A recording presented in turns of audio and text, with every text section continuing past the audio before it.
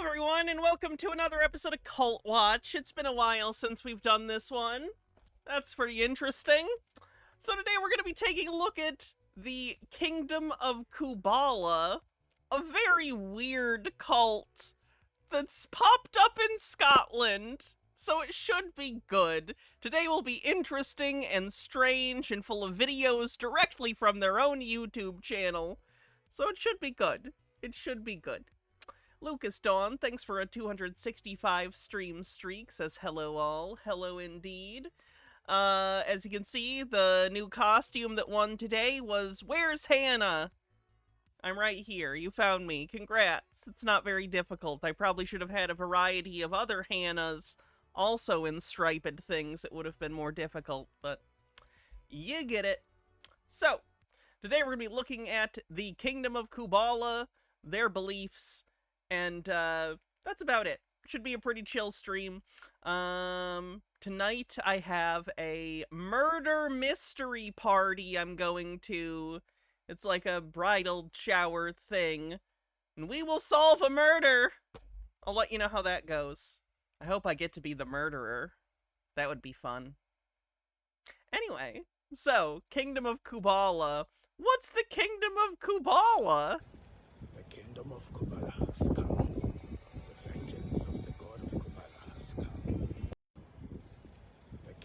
So, I'm trying to figure out how to explain this one succinctly. Kubala. Ilizwe. Kubala.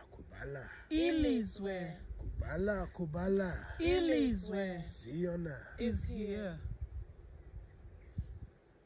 Many people around the world are coming for the feast of... Okay, so, again, how do I explain this succinctly? Basically, the leader of this, the guy, I forgot his name, I apologize. He's Ghanaian, he's from Ghana, and he now lives in Scotland. He and his partner, and one other woman that he has pulled into this group, although the third woman has changed over time. It seems like they kind of have a... I don't know if this is by design, or if it's just, like, accidental, but it seems like they have 3 people at any given time, so it's kind of riding the line between cult and nightmare polycule. But I'm gonna call it a cult because that's what the media's calling it, and also they are actively bringing people in. They just can't seem to have more than 3 at a time. Anyway, so this guy is like the head of the group, and it's sort of like a Black Israelite thing. Are you guys familiar with the Black Israelites? It's a Black nationalist movement that believes that secretly Black people are the descendants of the 12 tribes of Israel. He believes something similar, and he believes that secretly the UK is Israel. He thinks that the entirety of the UK was like the land of Israel, and that he and his group are the rightful owners of the UK. So,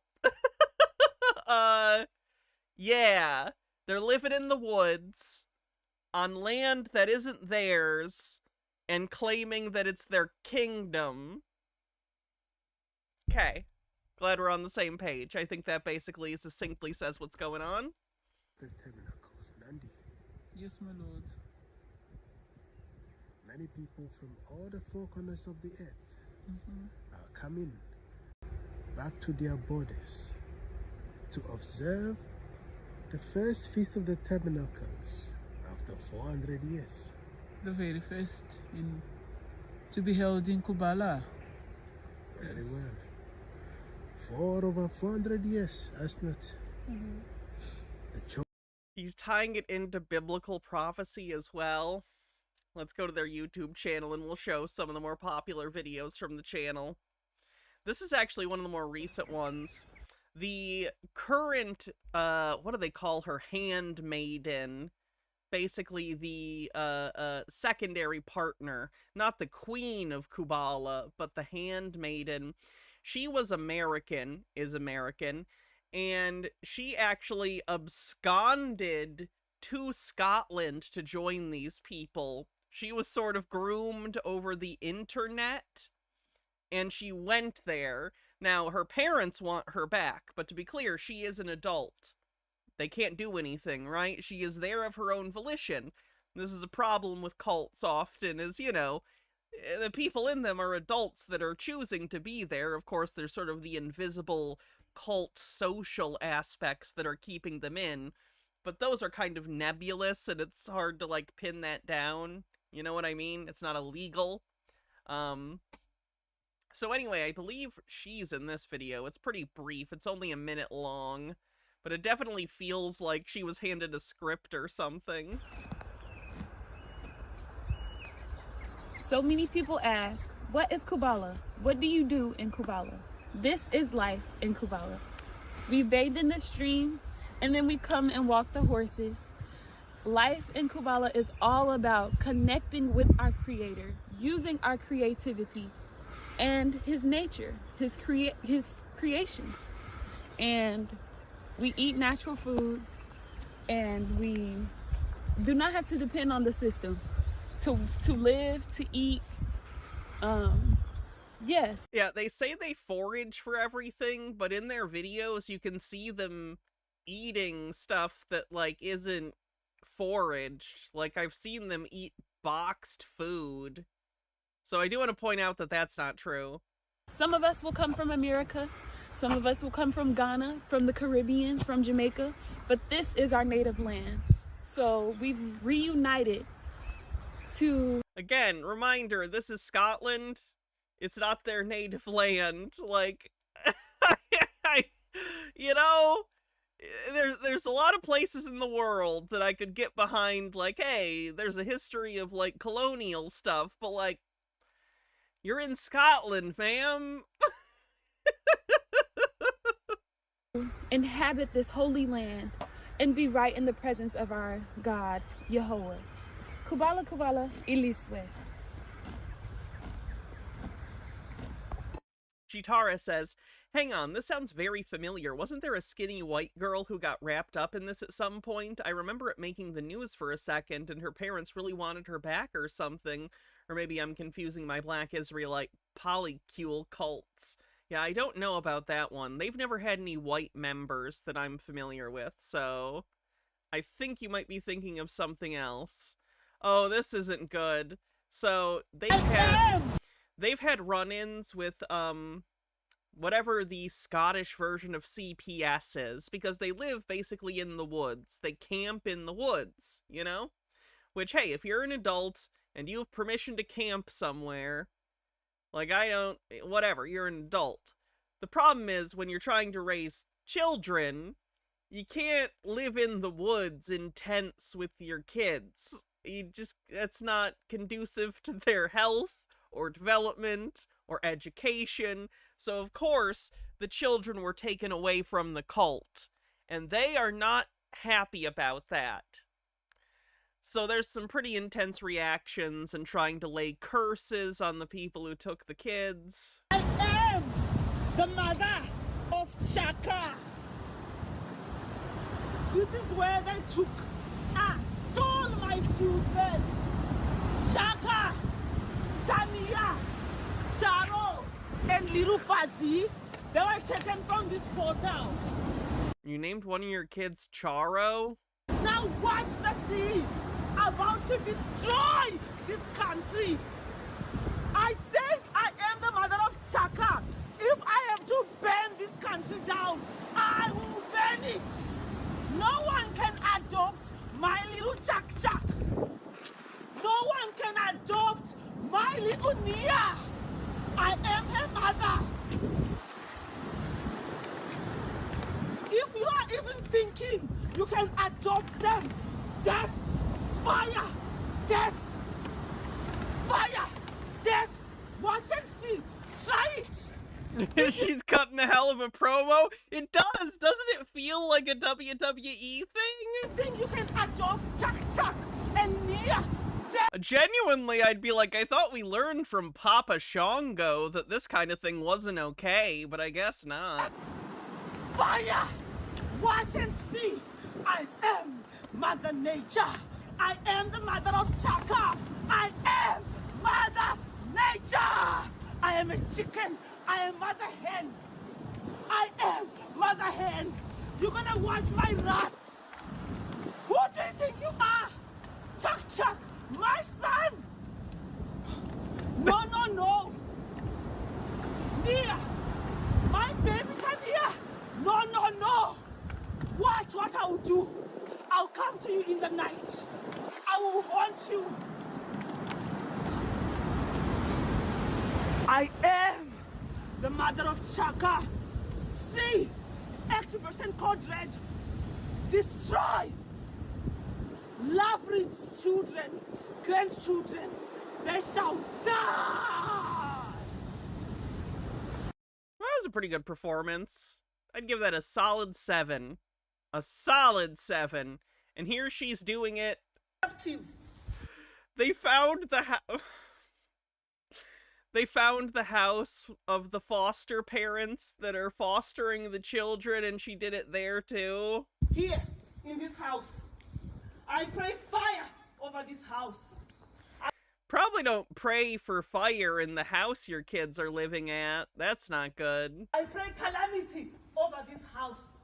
No one will steal my child and get away with it. No one will steal my daughters and get away with it. I pray fire over this house. Fire in this street. May calamity come in this street until my children are brought back to their borders. May this street never sleep. May they be dashed to pieces. You don't know the laws of Scotland, but you assume it's trespassing? I would guess so, yeah. I am the mother of Chaka. Hey, Travis. I am the mother of Chaka. Uno, you shall die a painful death. Uno, you shall die a painful death. Oh, you racists of the street, racially abusing my girls, you shall die. You shall be dashed to pieces. You shall die. All of you shall die. Charo, I am here. Father, I am here. Anyone who has abused you shall die a painful death. Casey says, between this and the lady with the 2x4, I'm learning a lot about how to get one's kids back. Apparently, there aren't a lot of quiet methods. Yeah, this does kind of tie into yesterday's thing. Also, you know how Cameron, we watched that Cameron video yesterday and part of it was cut?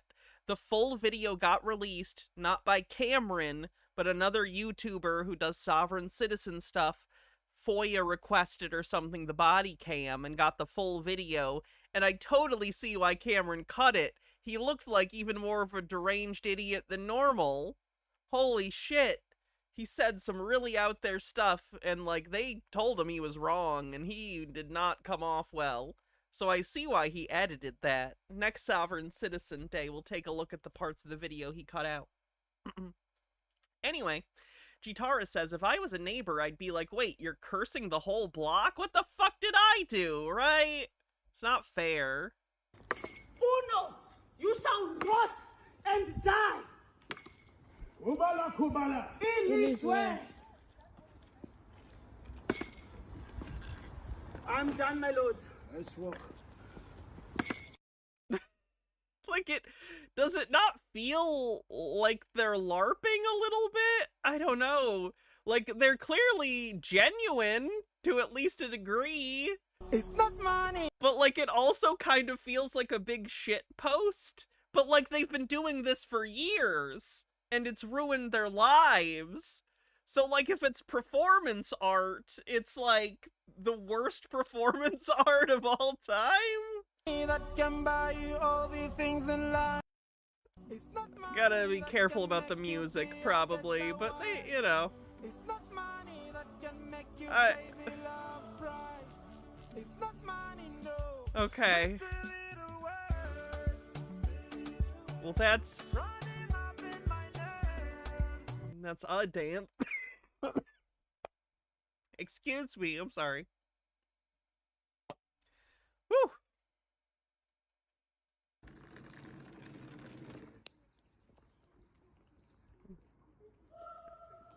Fenakagami says, gonna dip for a bit, watch the Knights of Guinevere premiere with my wife while our son is sleeping. Have fun.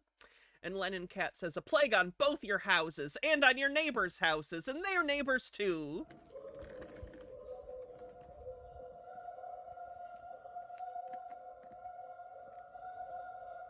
Oh, this is more harassment of the foster care people. Great. Oh, they brought a speaker! That's a speaker that has wheels. It's one of those speakers that has... They brought AV equipment! Repeat! Code red, we have a speaker!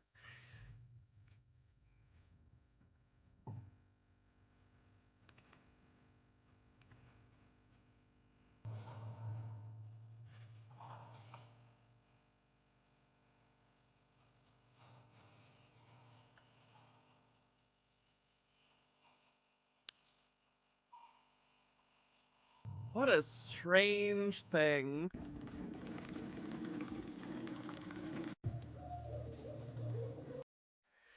Well,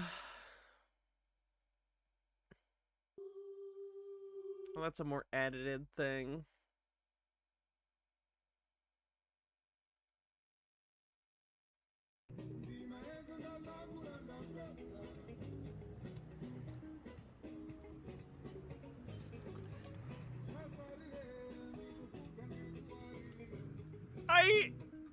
I'm failing to understand the mission, to be honest. I'm just gonna put it out there. I don't know if I understand the purpose.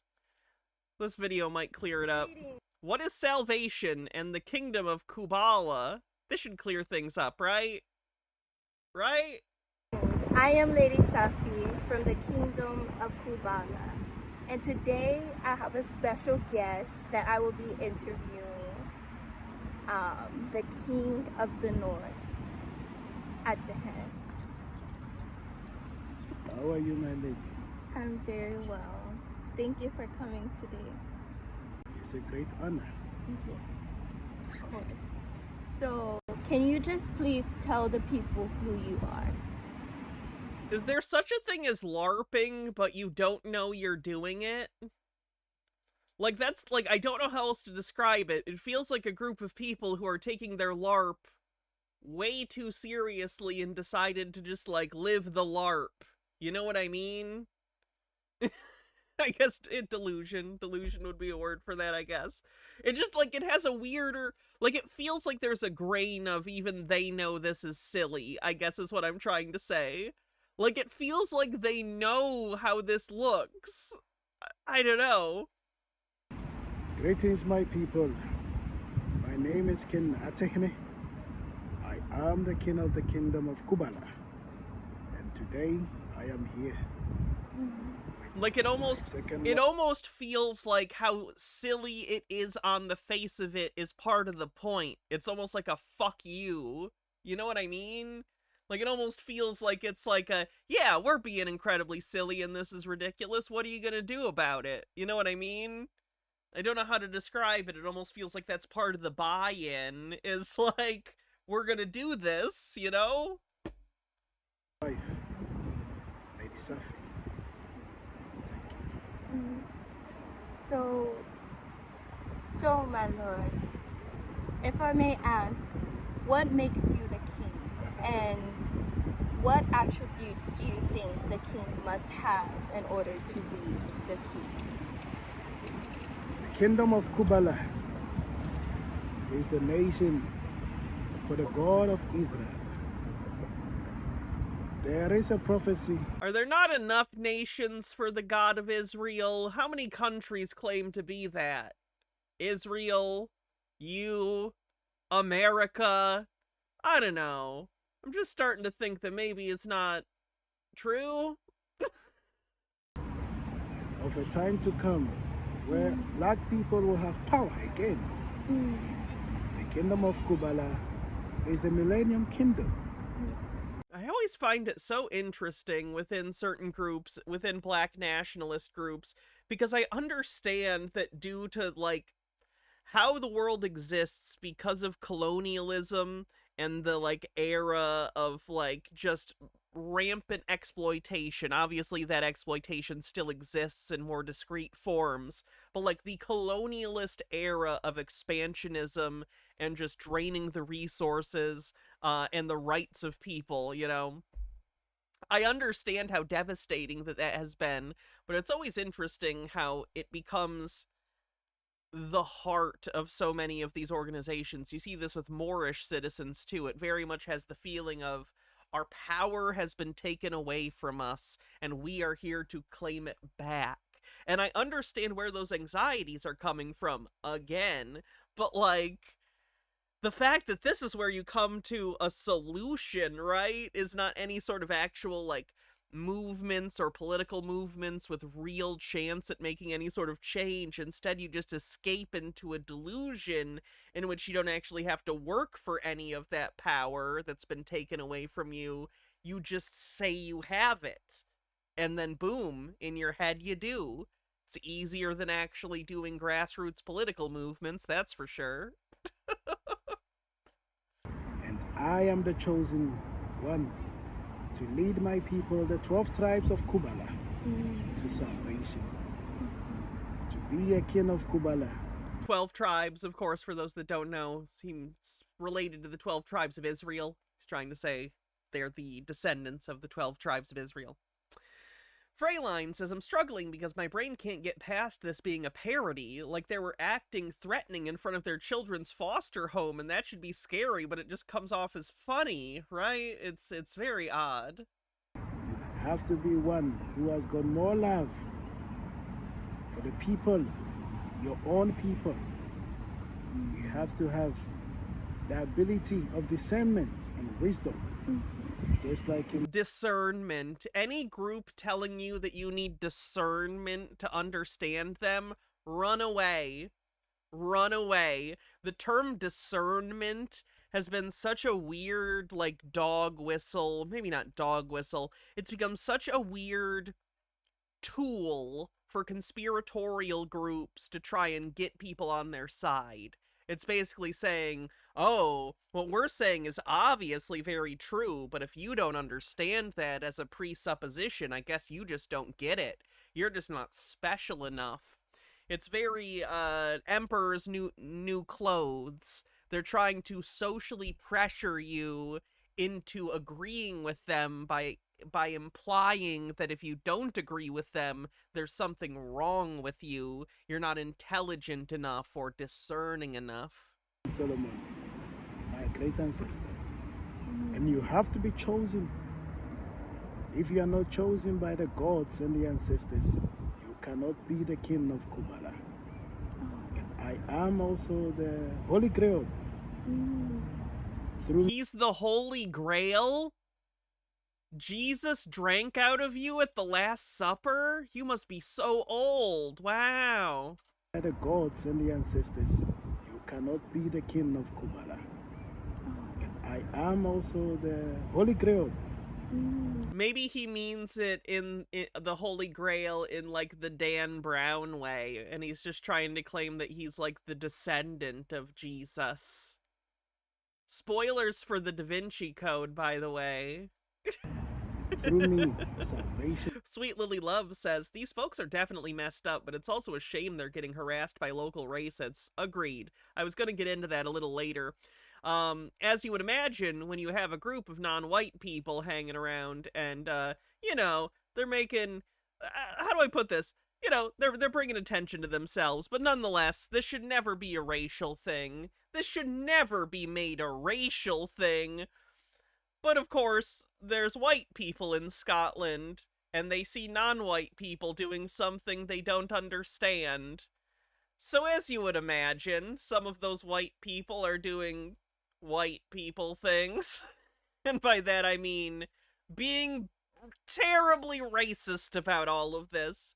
Now, it's fair to point out that these people are behaving erratically. It's fair to point out that they're harassing the foster family and something needs to be done about that. It's even fair to be like, holy shit, this whole thing's fucking weird. What's the deal with this?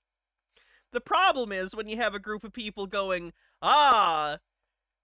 It's that group of people, which is effectively what the racists are doing. They're going like, oh, these people from Ghana are so weird. And it's like, no, no, no. In the local area, there are other people from Ghana that are also criticizing these people for being a cult. But again, unfortunately, there is a group of white people making it a race thing. Ashley One Up with 35 months says, greetings, Wenda. Have you seen Hannah? I need to celebrate 35 months with her. I'll let her know. Let's continue. Okay, thank you for that, my lord. Also, you spoke about a few things about the salvation for the black people. Can you just elaborate on that topic a little bit more? Many people today, Safi, have been deceived by the concept of salvation. They have been told that salvation is from a certain Jesus Christ.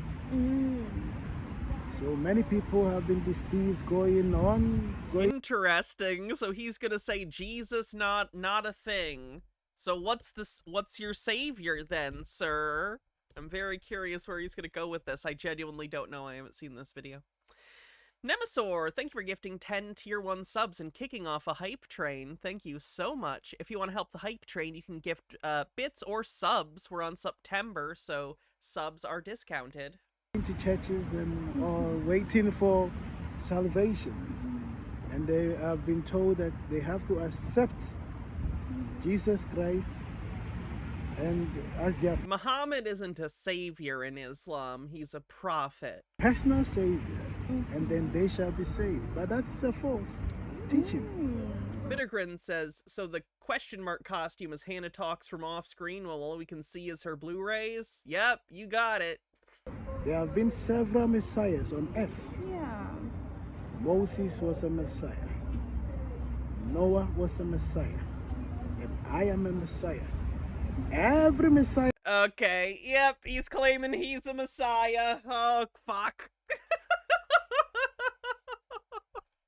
Well, that's not good. It's never good when someone's claiming to be the messiah, or even a messiah. Has got their mission. The mission is not the same. During the time of Noah, Noah didn't know about Jesus Christ, which they preach about. During the time of Moses, no one knew about Jesus Christ. So you cannot say that accepting Jesus Christ during the time of Noah was salvation. No. During the time of Noah, it's about the people who went into the ark. During the time of Moses. He seems to have a very cursory understanding of the Bible as well, I'm noticing. It's about the people. Just the way he's talking about it is very, like, pop culture Christianity understanding of the Bible so far. Hear to the words of Moses. Is Jesus also a prophet in Islam? He is. They do, however, also believe that Jesus did not die on the cross. They basically unmartyr him by saying that someone else took his place and he went on to live. Saying, do not do this, do not do that, then you shall be saved. And during the Did Jesus say he was the Messiah, or did other people say he was? We don't know. We don't even technically know if Jesus was, like, definitely for real, a definite singular individual, to be honest with you. The Bible says that Jesus claimed he was the Messiah, but again, that's the Bible. It was written long after the death of the actual historical Jesus, whoever they may have been. So obviously, you guys know, I don't think that Jesus was the Son of God. I don't believe in God. I'm non-religious. I'm not superstitious. But yeah, what we know about the historical character of Jesus is quite limited and filtered through the lens of religious text. So. Time of Jesus Christ, when he came on earth, he was also a Messiah. He said, by my blood and accepting me, you shall be saved. But after Jesus Christ, has there been a Messiah again? Yes, and I am the Messiah. Now salvation is about the people who shall heed to my words and know that the kingdom of Kubala is the millennium kingdom of God for their salvation. Yes. Thank you, my lord. Oh, it's just so performative. The oh, thank you, and she has to act all like submissive and like, oh, I'm not a fan. So I just want to go back Minute left on the hype on train. the salvation concept. So on the whole dispensation of each messiahs and each prophets that have arisen, the whole concept of salvation has been switched. Yes.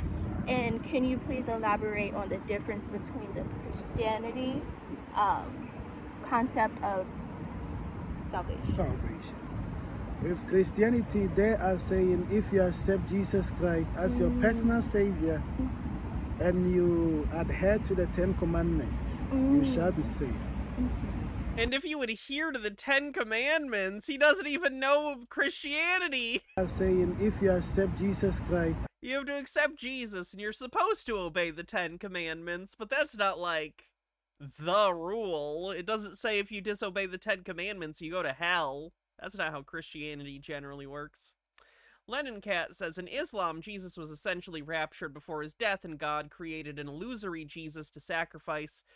Islam also has Jesus as the Messiah, just not yet. He's supposed to come back and end to save people. I didn't know. Are you sure about it being Jesus? I know that they are also awaiting a Messiah, but I did not know if they thought it was going to be Jesus coming back. as your personal Savior and you adhere to the 10 Commandments, you shall be saved. Now, the question I always say is, what about during the time of Noah? Yes. What was the 10 Commandments? The 10 Commandments only came during the time of Moses. Yes. And when Christ, Jesus Christ himself, or Christ, Jesus Christ they call, when he came, he said, I did not come to destroy the law of Moses, but to teach you that the mysteries within the law. So when people, Christianity say... That's not even the quote. He said, I'm not come to destroy the law, but to fulfill it. It's like he did half a quote, but then he changed the second half of the quote. Teach you that the mysteries within the law. The mysteries within the love, or the law, maybe he said. That's not what he said, The law though. of Moses, but to teach you that the mysteries within the law. So when people, Christianity say that, oh, thou shalt not kill, that is a false law, which is not even in the law. I'm sorry, did he just say that thou shalt not kill is false? Okay, alright then. That's certainly a thing you can say, I guess.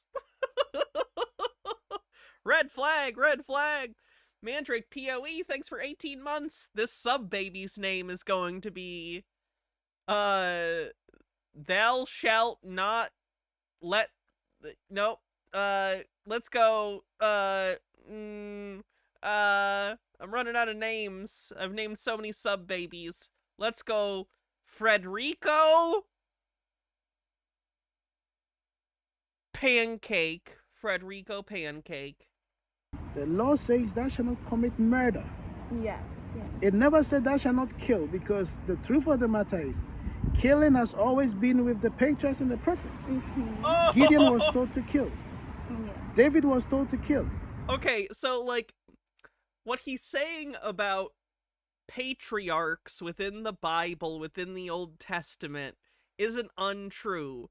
That even though the commandment does say, thou shalt not kill, certainly the Israelites and later Christians in the Bible, you know, sometimes some deaths happen. Certainly within the Old Testament, that's a thing. The Israelites went around and often conquered or fought people, tricked them into cutting off their foreskins and then killed them, you know, as you do. So he's not literally wrong. However, it is deeply concerning that he seems to already be justifying to himself that, like, prophets kill people in the name of God. That's fine sometimes. And he considers himself a prophet. So that's concerning. That's very concerning. Jesus Christ himself is about to come and destroy the earth and kill sinners. So how do you say that killing is a sin? There have been several misconceptions in the 10 Commandments which people adhere to and saying that that is their salvation. So Christianity is a false religion. And They are deceiving a lot of people, and on that day they shall all perish, because they do not even know the one they serve. They worship a white Jesus, which is false. Jesus Christ was black, Safi. But we shall talk about it some other time. Yes. Okay. And so, thank you for that, my lords. And I just want to speak on where did the Christianity root from? Is it from the Catholics and they built something else off of that?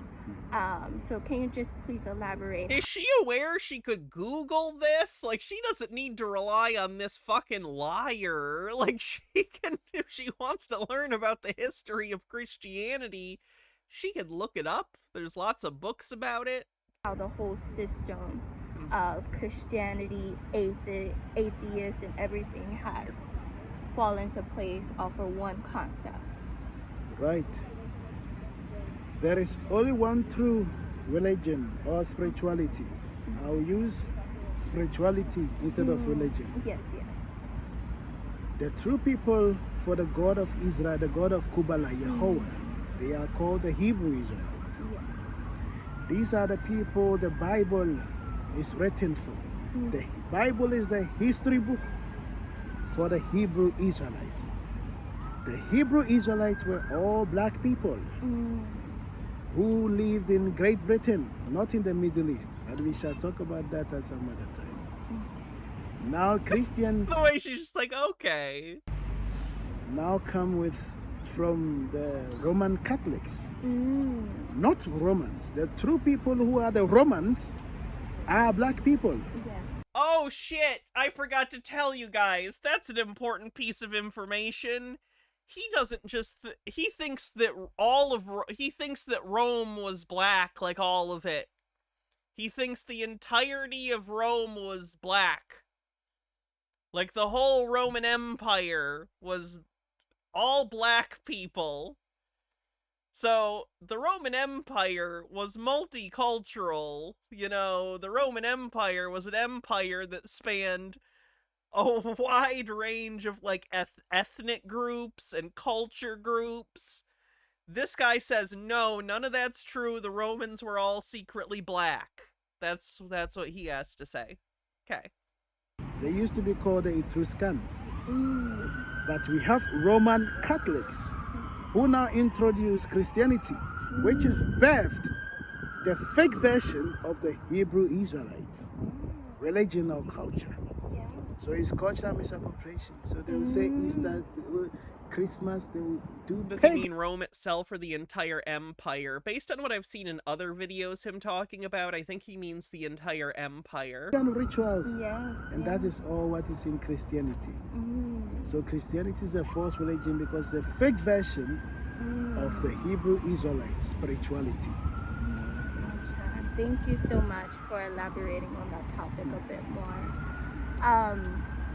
And I just want to speak about a few videos that I have seen from you, my lords. How one of your wives, the queen, has spoken about Yahweh is actually a god of polygamy. Yes. Man, isn't it convenient that every time God talks to a guy and tells him to start a new religion, his first rule is always, you gotta get tons of pussy, bro. That's number one. God's most important rule is always, the man in charge gets to fuck whoever he wants. It's convenient, isn't it? Isn't that crazy? Happened with this guy, happened with Joseph Smith, Muhammad. Crazy how God is so concerned that their prophets get to fuck whoever they want. Crazy.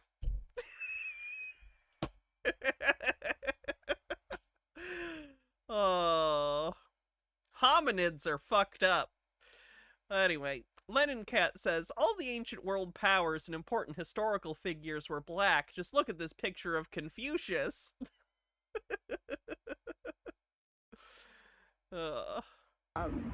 And I know the kingdom that we are building is based off of the key factors of polygamy.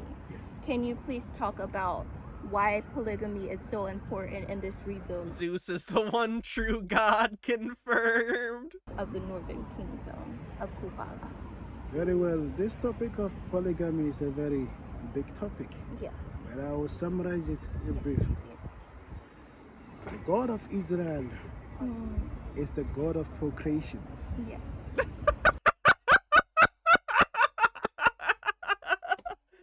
Sorry, cult leader trying to explain why he needs multiple wives is maybe my favorite genre of cult apologia. Cause like, it's the everyone knows what's going on here. Everyone knows what's going on here. And to be clear, you guys know, I don't give a fuck. Polyamory, great. That's awesome. I have no problem with that. The problem in this case is generally it's a power dynamic where it's not a bunch of, like, consenting adults, all of, you know, equal social, you know, place where no one kind of has position over another, are consensually together. That's not this situation. This is a situation where someone is using a social place of power to manipulate women into sleeping with him and basically treating them as property. And that's a very different thing. So whenever I see this in cults, it just cracks me up, because it's the place you can most obviously see just our, like, dumb human hominid brains, and the fucking leader going like, I gotta fuck! Of course I gotta fuck whoever I want! And then trying to justify it mystically, or for some spiritual reason, and it's like, man, you just want your dick wet. This is pathetic. This is fucking pathetic. The God of Israel wants us to give birth, wants us to marry several women, and they procreate. But we have seen today that around the world, their agenda is to stop procreation. They keep saying and bringing excuses saying that the world is overpopulated. No. Yeah. There are several lands. We drive along the street, we see several lands which there are no people there. So I see farm fields sometimes that there aren't full of people, therefore I need to fuck to fill that land full of people. Okay. that is the first thing that they are. I didn't realize every square foot of land on the planet needed to have a person in it. Indoctrinating people. Yes. The God of Israel is the God of polygamy because after the fall of man, Yes. after the fall of his people, Israel, he now became the God of all nations. He is the God of Israel, yes. But after Israelites sinned against him, he now sent even Paul to go to the Gentiles Yeah. so that he can now create some sort of jealousy for the Israelites Either way, something's getting plowed, ayo. to know that our God is no more with us, Yes. but is now with the Gentiles. Through that, he now married other nations, and he said that Israel is my first wife.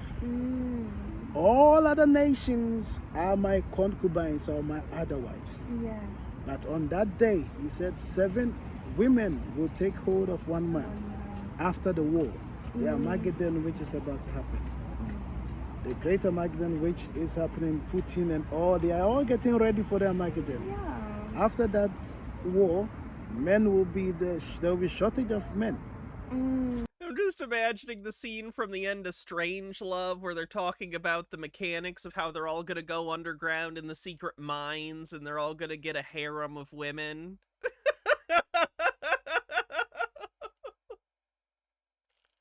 Because they all will die during the war. Yes. And now the women who are there will now have to marry the few men who will be on earth Yes. to now procreate, to fill the earth again. Right. Right. So when they say the God of Israel is a God of polygamy, he means that all the patriarchs and prophets, he allowed them to have multiple wives. In the sanctuary of holiness, Israel was birthed from Jacob and the 4 wives. King David had 8 wives. King Solomon had no. And all these patriarchs and prophets, they had wives. Yes. Yes. And this is how he used them to build the kingdom of Kubala. Now, the kingdom of Kubala has come. Kubala is Israel. Kubala is Jacob. Now through my wives, we are coming together with your energy and your power, which you always give me and you always help me. We shall rebuild the ruins of Kubala. Yes.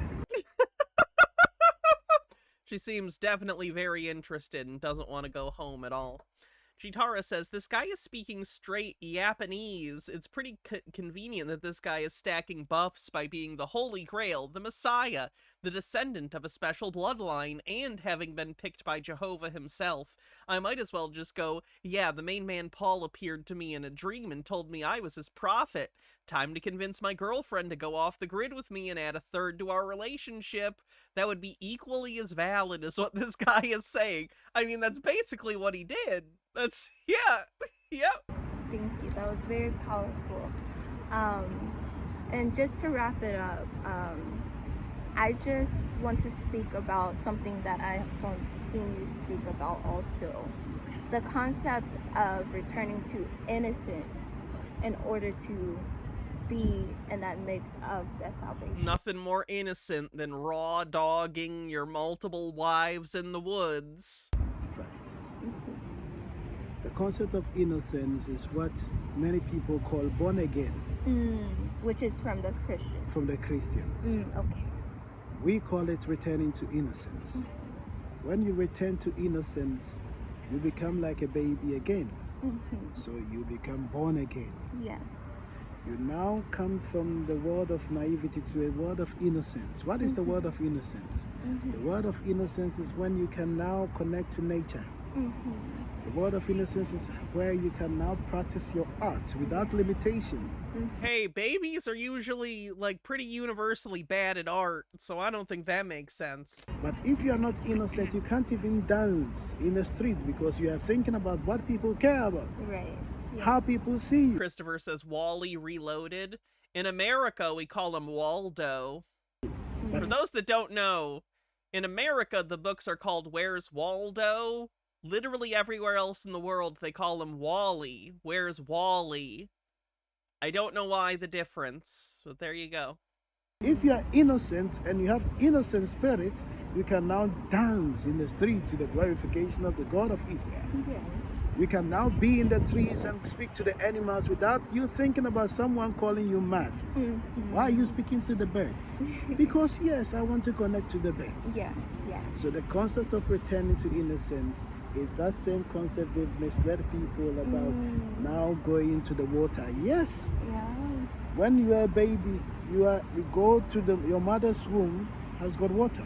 Yes, yes. You come from your mother's womb. That's why when you are baptizing, you go under the water. So it's the same concept but different meaning. Yes. But the true essence of returning to innocence is what we have in the kingdom of Kubala.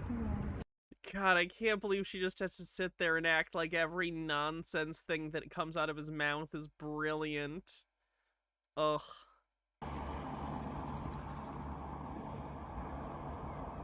My name is Prophetess Mary Tama, the Queen of the Northern Kingdom of Great Britain.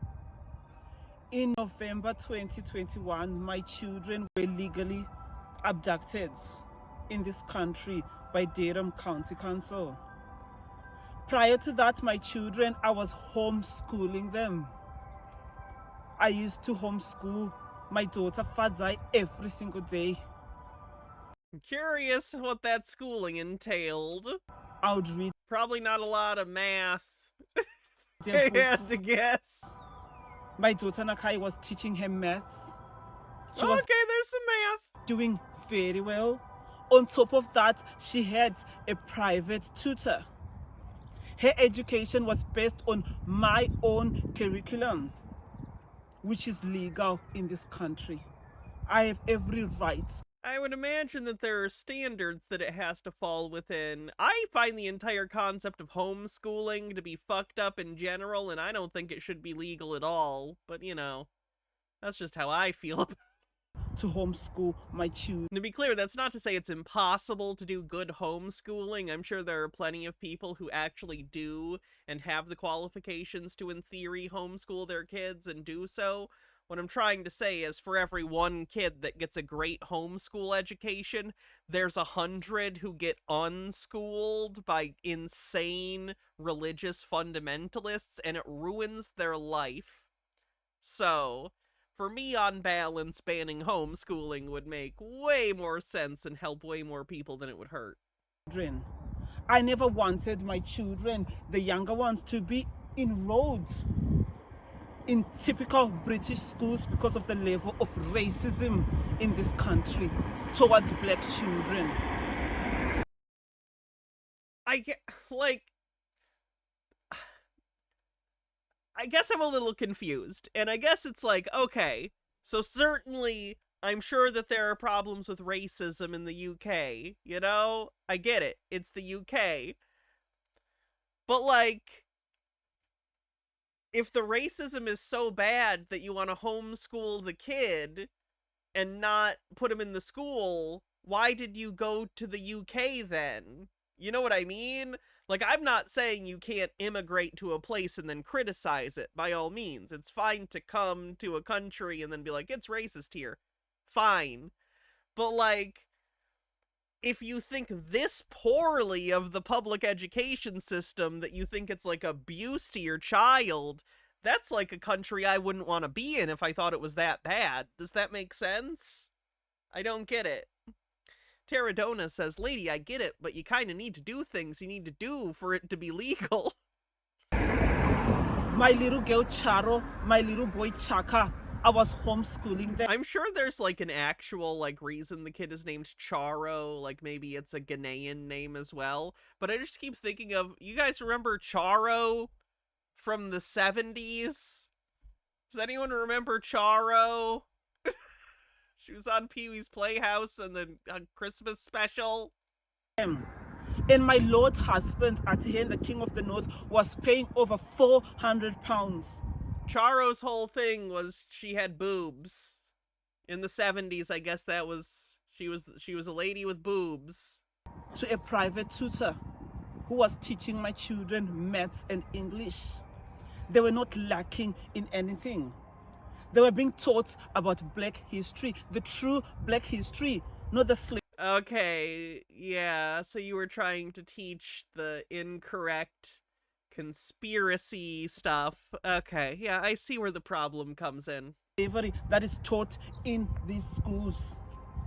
Charo is doing a show near you soon. You thought you were going insane. Is Charo still alive?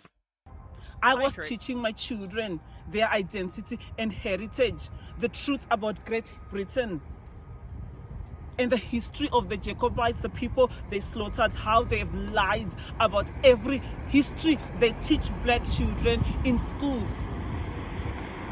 My children loved being homeschooled. All their books. I mean, kids would enjoy being given candy every day for lunch too, but that doesn't mean it's good for their development, you know what I mean?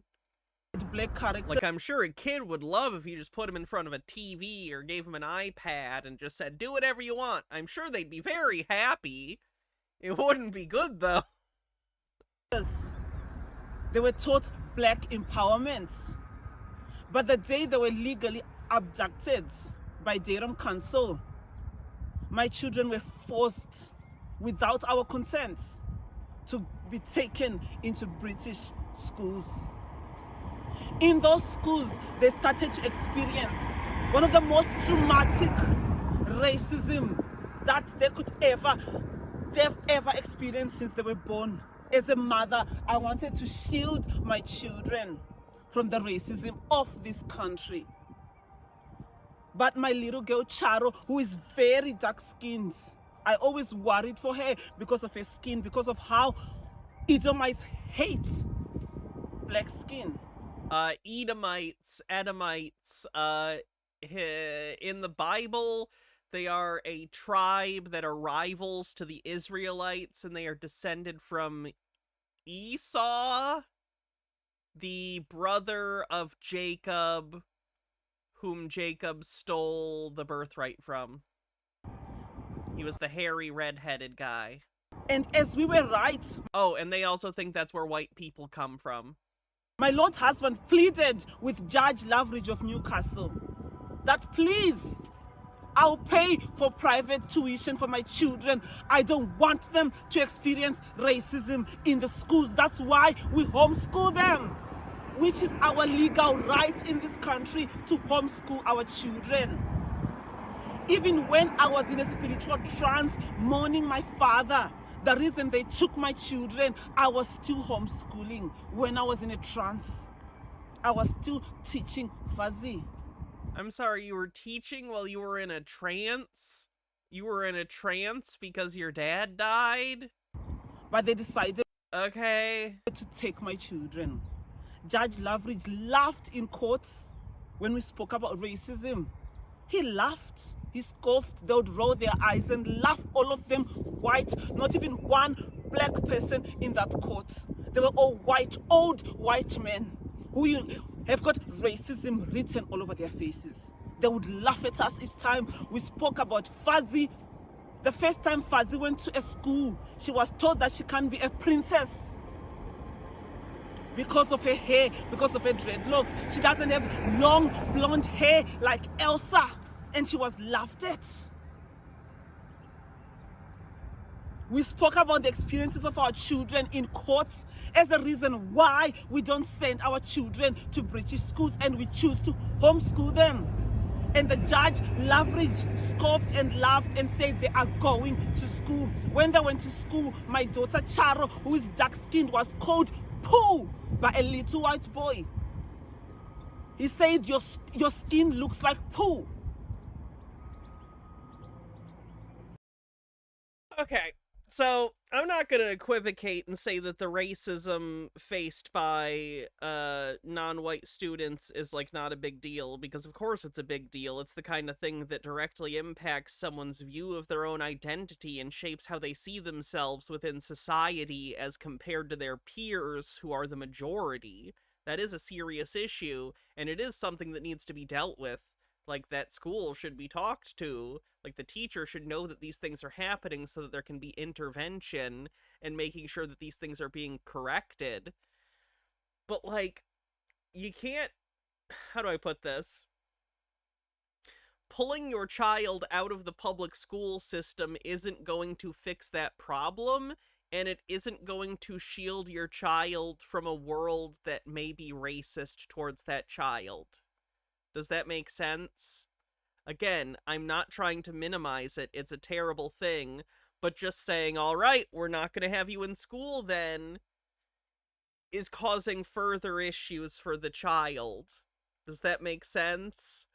Like, racism is a fucked up thing that needs to be addressed when it happens. And just avoiding it and avoiding other people doesn't do anything to help prepare your child how to navigate a world that isn't always going to be kind, or how to actually confront those things when it happens. Does that make sense? Like, I feel like I'm almost talking out of turn here. I'm white, so I know that, like, I don't deal with the same systemic racism that non-white people deal with in primarily white countries. But, like, I'm just thinking to myself, since I'm trans, like, how do I put this? If I had a kid that was also trans and they were dealing with transphobia in school, my last thought would be to pull them out of school. That needs to be addressed. Like, you need to talk to the school. You need to explain to the kid what's happening and that they're okay and that it's not their fault and that it's the fault of other people.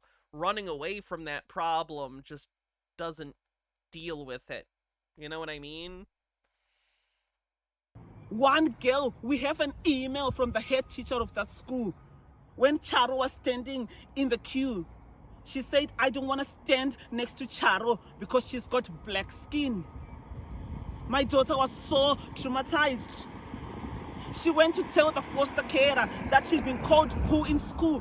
Kate Grammer, the social worker, looked Charo in the eye and said, you're a liar. No one has called you poo in school. The foster carer said to her, if school is so hard, why do you come home and smile? These are the horrific experiences, the trauma of my children in the hands of Durham Council. This message is to you, Durham Council. I know Judge Lavridge is threatening to put me in jail and have me abducted in this country. No one will know what became of me. But these words I'm speaking today are going to live forever.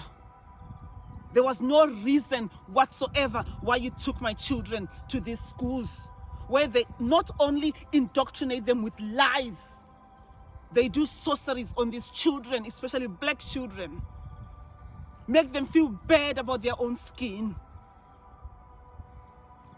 When we see our children, they'll be crying. Charo will be telling us that Chaka is ganged up on in school as the only little black boy. Now listen to me, Durham Council. You are going, according to my culture and my spirituality, you are going to reaper me. You are going to compensate me for the pain and the trauma you have caused my children. And I'm telling you this until you repay me and compensate me and my children for the racism they faced in what you call schools in this country, which is nothing but an abomination and shame. Why you even try to force your jabs on little children? You are going to compensate me 7 cows. And you're going to compensate me 7 live chickens. Yeah, I don't think that request is helping the situation. I am the mother of Chaka. And what you have done on British soil to my children is an abomination. No little child of mine should be enrolled in your demonic schools, where you cause trauma. You teach your children, the Edomite children, to torment my children. You will not get away with this. Even if you abduct me, even if you make me disappear, my blood will always cry from the ground until vengeance is done. I appreciate that they kind of like walk on or off. I don't know. It's the drama, you know? It's the drama.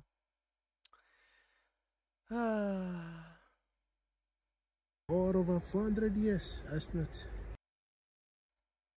We did our rituals in the rain. We are connecting to nature. We are returning to innocence. We are becoming one with this land. We are healing this land that has been polluted by Edom. This land has been polluted, has been desolate really. It's been taken over by foreigners. And we have come back to reclaim it as our land. Hence we are performing this ritual. Again, we are in Scotland. We are in Scotland. Of becoming one with the soil, literally one with this soil. And we've been taught that rain, when it's raining, run away from it, hide from the rain. Yet we look at the horses. The horses are one with the rain. You see the animals, they embrace the rain. But we as humans, they say, go and hide from the rain. But that's they how. won't show us. They won't shower in their house. Yes, they, don't want the they go natural under the shower. shower, but you don't want the actual. That's a very good thing you've said, my lord. That's so true. They want to go under the shower to imitate the rain, but you don't want to do the real thing. You can see my hair is all wet. I've had a proper shower, a natural shower in the rain, the true meaning of a shower. And I think it's still raining a little bit. I can feel the rain is coming. So this is Kubala. We are one with nature. We are returning. Does he think he's aura farming? Can I point this out? He's just like kind of chewing on the joint. Like, what is he doing here? Does he think he looks cool? Right now, Yahweh is destroying the world. As you can see what's happening around the world is being destroyed. And the earth is giving birth. Yahweh is rebirthing his people. He can never do that without sending a sign, without sending his people. Gosh, I even have a red eye. Jesus Christ. To the kingdom of Kubala. To the kingdom of Kubala. To the kingdom of Kubala. To the kingdom of Oh, that one doesn't want to work. How strange. Like, to the kingdom of Kubala. Yeah, it's only playing the last 2 seconds of the video. How weird. had already evicted them from the hillside in July. Jedburgh Councillor Scott Hamilton, deputy leader of the council, said the landowners were left with no option but to act. They have rebuffed every opportunity to engage with us, he said. We can help them, but we won't sit back and let them break the law. Yeah, about 3 days ago, they got evicted from the campsite that they were on because they were camping on other people's property. And they just moved over the property line like 6 feet and reset up camp. You don't need 3 police officers to come and check how we are doing. Right. It will make sense to me if one comes. That shows to me that you are here for good. They style them. Oops. Shows to me that you are here for good. You don't bring you, and say you are doing welfare check. It's a red flag to me. Because I do not want to see police officers. One. Secondly, we do not want to be seen, according to you, on the Sabbath day. The Sabbath day is holy for us. Yes. You come in here early morning to say you are doing welfare check. It's an abomination to our culture and our ways of. Stop doing welfare checks. It's an abomination, I guess. I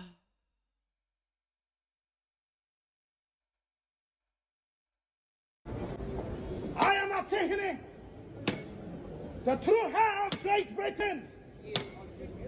Charles is not the king of Great Britain. Now listen to me. White people are not. That's funny. I think the first part where you go, the Charles is not the king of Great Britain. I think you might get a few cheers for that in Scotland if you just stopped there. Great Britain. Yeah, just until 1600. Yeah, and these were the best. I know that this is another part of the world, but as someone from America, let me tell you, in America, you do not start shouting loudly in public like that randomly. Don't do that. Everyone's gonna assume you're about to shoot them. You are gonna cause a panic. Do not yell loudly in public suddenly in America.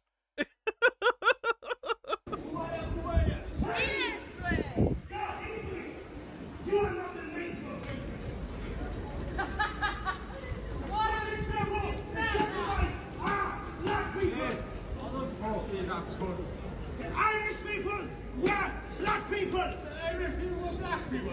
Now go and do your history of everything. Now listen to me. Your power here.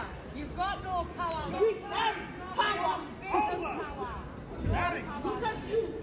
No power. Look at you. Look at it this way. In this way. In this way. This way. The time has come for you to know your true history. I'm curious what the deal with the tree is. I get he's holding a walking stick, but she, like, has a tree. Does that have some cultural or religious significance? Or does she just like the tree? Either's fine.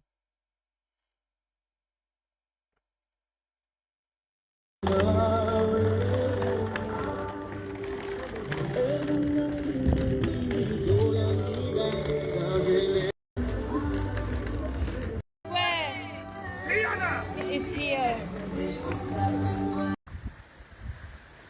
We're just doing. Did they practice this or is this improv?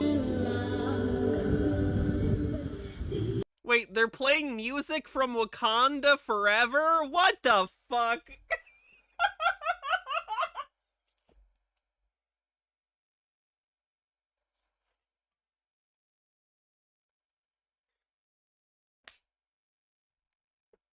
I don't know what to do with that information.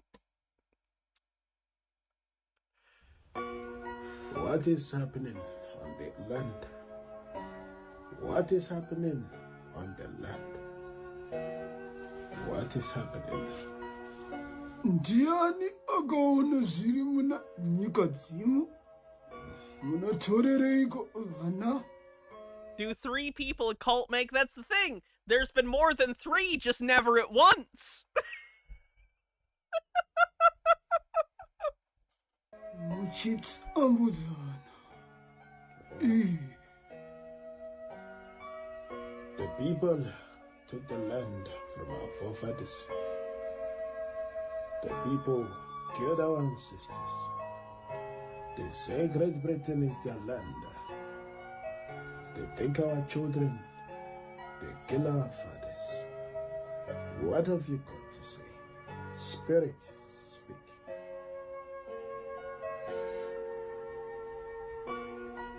Mupondero wo. Hakuna chakaoneka chakavanzika chinobuda chete.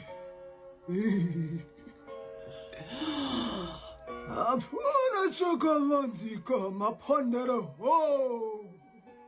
Nyika dzimotsaura. Chavakadya chichamuka chete kana iro gore ari pere. Echausa asina kudonha. All right.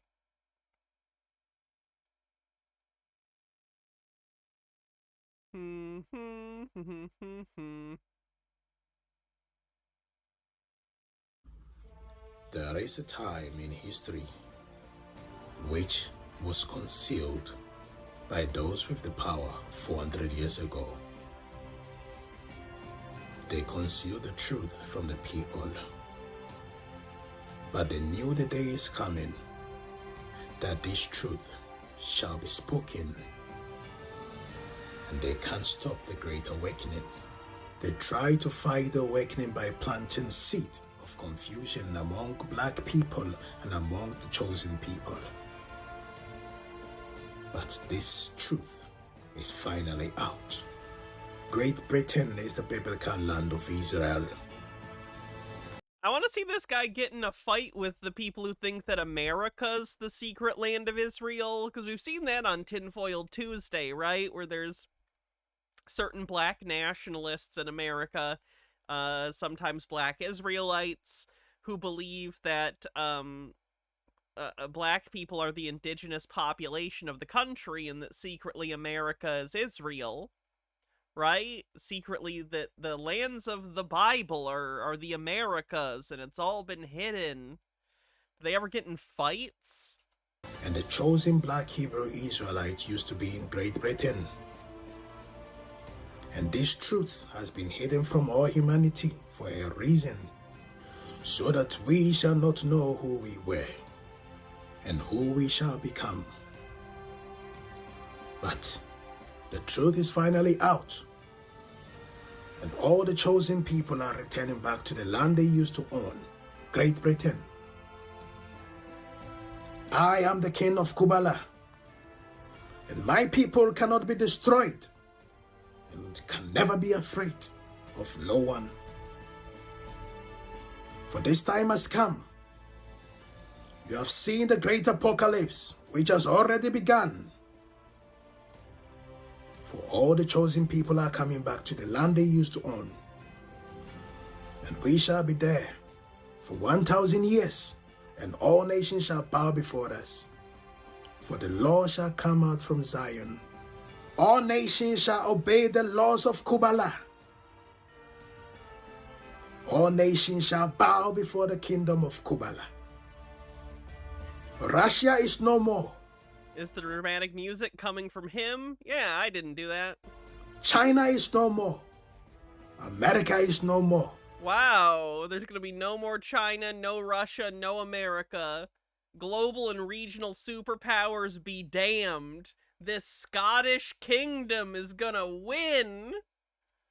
Africa is in shambles. For the kingdom of Kubala has come. Africa's in shambles. Let all nations rejoice, for peace shall reign after the 7-year tribulation. I am your king. I am your Messiah. Kubala Kubala, Iliswe. Well, that was beautiful. Thank you, sir. How inspirational. Kariko59, thanks for 29 months of subscription on on Twitch. Appreciate ya.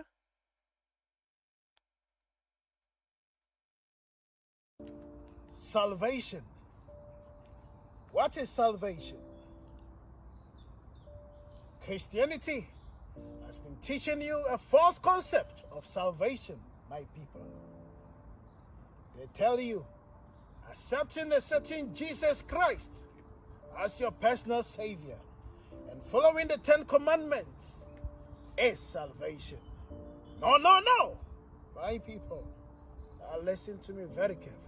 Sorry, that no just came off as very the BitConnect guy to me. Do you guys remember BitConnect? Hold on. BitConnect. Hey, hey, hey. Hey. Hey, hey, hey. Hey, hey, hey. What's up, what's up, what's up, what's up, what's up, what's up, what's up? BitConnect! Whoa, what's up? No. No. Be connect. Wow.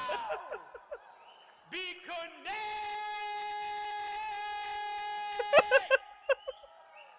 Be connect. Reminder that BitConnect turned out to be a big scam and everyone lost their money.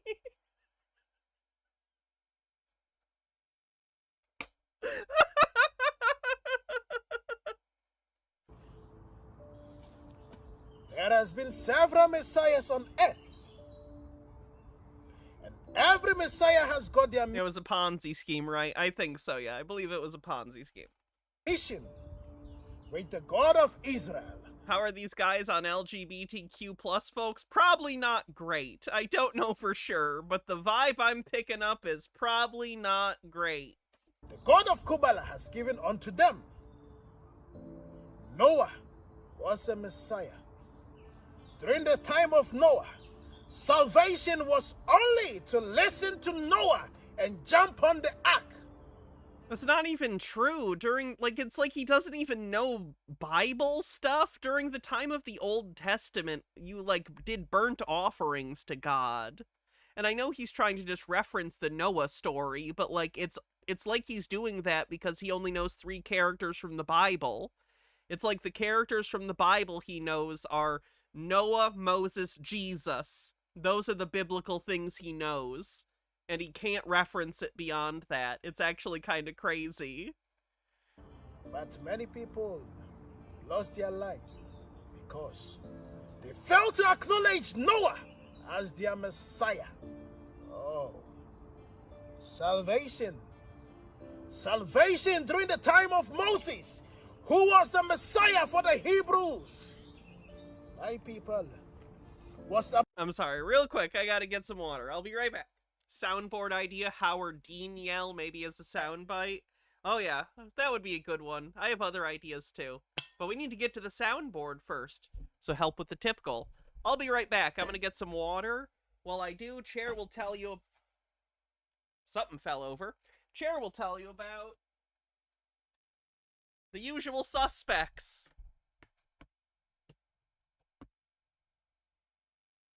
Be right back.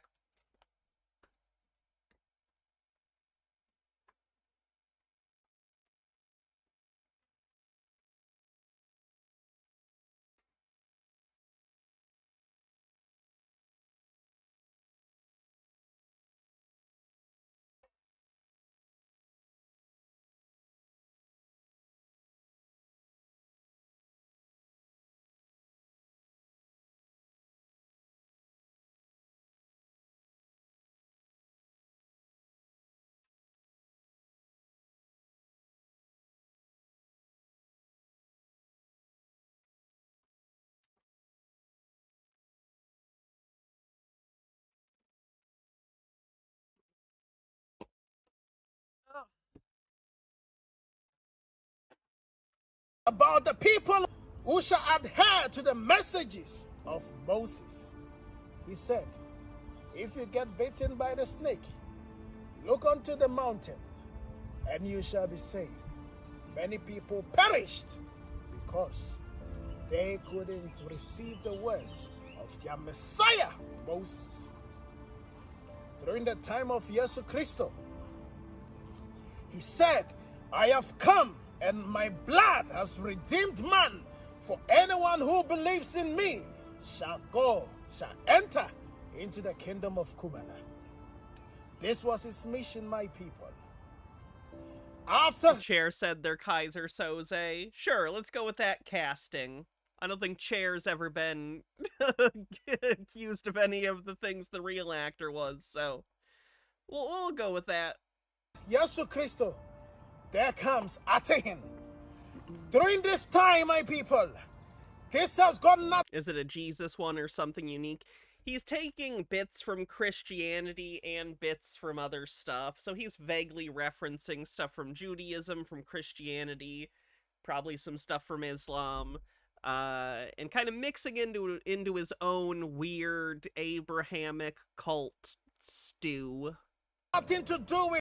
Sorry, there was a tip. Just a Peach says, here's my usual money for the suspect Hannah. Thank you.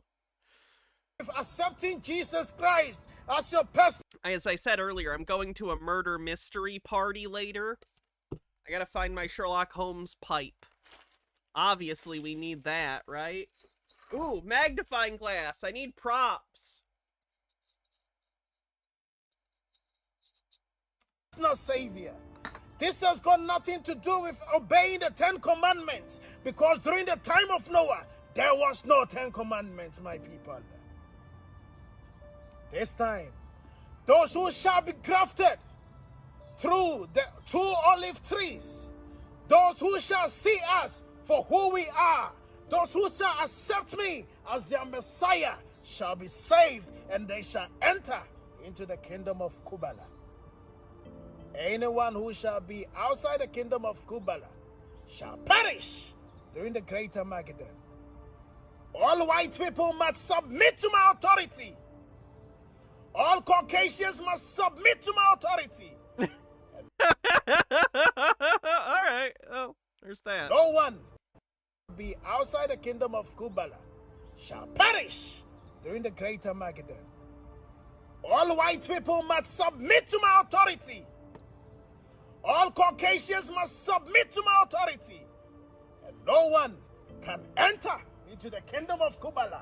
I just kind of think that asking anyone to submit to your authority is kind of a douchebag move, man. Like, I get that the history of colonialism is an unpleasant one, but, like, I don't think this is the solution you're looking for. As they bow before the kingdom of Kubala. These are my words, and my words are sealed by the gods. I am your Messiah at him.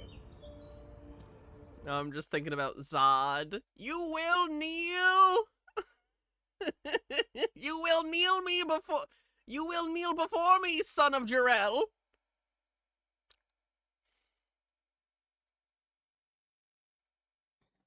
Here in the northern palace, the women and the wives of the king honor Sabbath day, for Yehovah shows us his grace.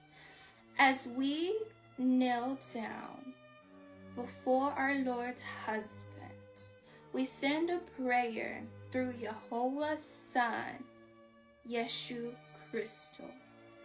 As we venture off into nature to find beauty, trees that connects to us, we do this in a sacred place, for all lands in Israel is holy and sanctified to the glory of Are holy and sanctified. Yehovah. So we adventure and we gather our nature, those that connect to us. For this time is so holy and so sacred. I found it. We vow to keep this day in our kingdom and in our palace for the women shall always honor this day. As we gather our nature for our purification and also to amplify our beauty, we come back to the palace and we prepare for our purification. And through this time, it's very weird that you can tell she's reading something that was written for her. Like, are they trying to make it seem like this is genuinely what she has to say? If so, they should maybe let her write it instead of giving her a script that they're clearly having her read off of. we send up a prayer so that all the beautiful nature that we have picked shall heal us and shall work for us. For during this time, we wash our bodies with leaves, nature, and flowers. You wash your body with leaves, nature, and flowers. You just go outside and you rub dirt and plants all over you? That's the opposite of bathing, just for the record. As well as our face. This is called our purification bath. We use sea salt. Though frankly, as someone else pointed out, her skin is flawless, so maybe I need to start going outside and rubbing twigs on my face. I don't know, it works for her. As that is the divine connection to Yahuwah, the Holy Spirit. As we endure and enter the water, that is our purification. And after, we dress in a holy white dress for everything that we shall do during the day of Sabbath shall be in white. White for us represents purity and innocence. So that is like, what do they mean purity and innocence? Like, they don't mean in a sexual sense, because, like, clearly they're banging. They're banging. They're not virgins. Like, we know that this is a sexual thing and he is having sex with them. She has expressly said that she's going to be a surrogate for the king and the queen. So, like, they are doing things. And to be clear, I understand that you could be a surrogate for someone and have it be a medical procedure. That's not what they mean. That's not what they mean. So what do you mean purity? Like, what are you talking about? Normally that's used in a context, at least in the Western world, in reference to sex, unfortunately, because we come from Puritans who have a lot of weird hang-ups, but like, what the fuck? why white is significant for the Holy Sabbath day. And as we return in our white gowns, we use the nature. Rainey says, curiously, Holmes mostly smoked a pipe at home where he could relax and think, thus the famous 3-pipe problem, which he said in The Red-Headed League, and in the text was more likely to smoke cigarettes when in the field, as it were. That makes sense. That connected to us to amplify our beauty, such as this, such as The Red-Headed League is one of my favorite Holmes stories. I know that's not a hot take, but it's one of my favorites. A lot of Holmes stories, though not all of them, of course, a lot of them have murders or, like, thefts. Red-Headed League is just a really funny one. Funny story, interesting conclusion, like, genuinely makes you think, like, when you read it the first time, you're like, huh, what is going on here? And the solution makes sense. Just a solid Holmes story that's pretty fun and funny. this, and also a Well, to put it this way, it involves a theft, but it's mostly a story about a con, and it's pretty good. These things amplify us and glorify us through Yeshu Crystal to Yehovah. For this is a sign of us returning to innocence. As we are all done, we gather in the holy presence of the King of the North at the hands, as he read us the words of Yehovah, And as we dance, we praise, and we observe this day. I guess what I don't get is, like, if they just want to be in, like, a polycule and have, like, a kink relationship, they could just do that. I don't understand why they need to LARP about it. This is Prophetess Mary Tama, the Queen of the North. As I was just jogging, I have just finished my hour jog. And I was thinking to myself that I want to say this message urgently to Diane Abbott. But I said to myself, let me go home, wash my face from the jogging, put some moisturizer on my face, look pretty for this video. But nah, the spirit of Yahweh is on me. And I said I'm gonna do it right now, in here, dressed like this with paint all over my face, paint on my jumper. Because this is the real me, as the prophetess, as the warrior, as the Queen of the North. A few minutes ago, as I was jogging, I had to pause my jogging because an Edomite man, a very lovely man, asked my Lord husband, what is this mark on your faces? Who are you people? What tribe are you? It's very powerful. That's an Edomite. Then I've got black people. When they see us, they say this is satanic. They look at my Lord husband and say demonic. They say yes, the social workers were right to take your children. Crackpot on crackpot violence. Someone seeing someone with the thing on their head and going, that's demonic. And them going like, I'm not a demon, I'm the wife of a prophet. That's most of human history, is just crackpot on crackpot violence. What a shame. Ugh. Because you mark your face. My children, 7 children were taken into captivity. Yes, I'm a mother of 7. Look at my body. Look at my tummy. Do I look like a woman who has birthed 7 children? I take care of myself. I don't know. That's none of my business. Every single day I go jogging. That's how much of a fit mother I am. I look after my mental health.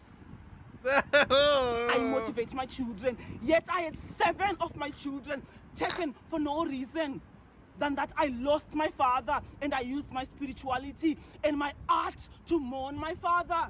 They ripped a baby from my breast, took my son, took my daughters, took my teenage daughter who was 17 at that time. She almost died in foster care.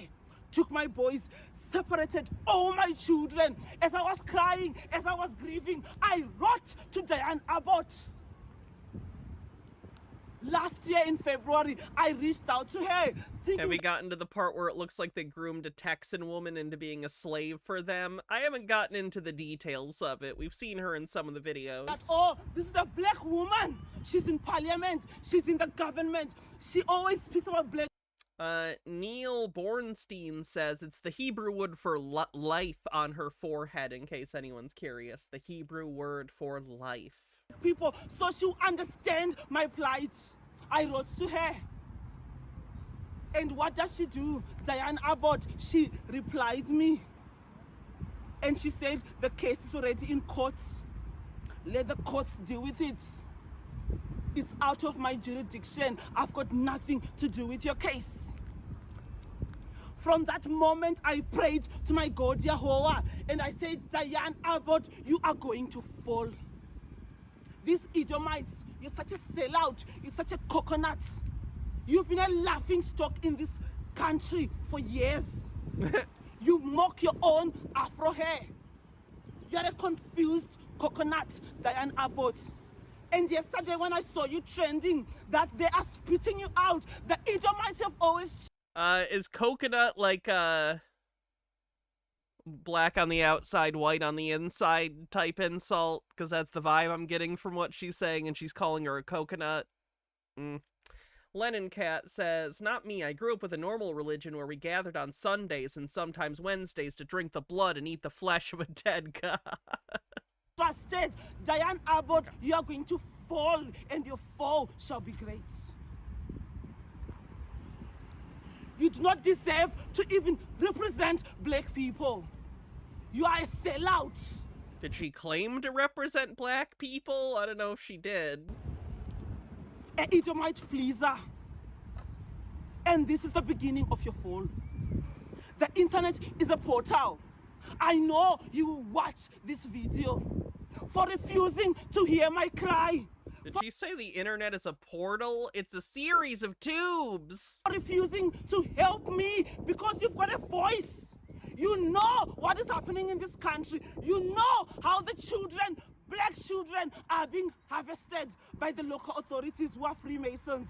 You know that the children they harvest adrenochrome. Diane Abbott, you know this.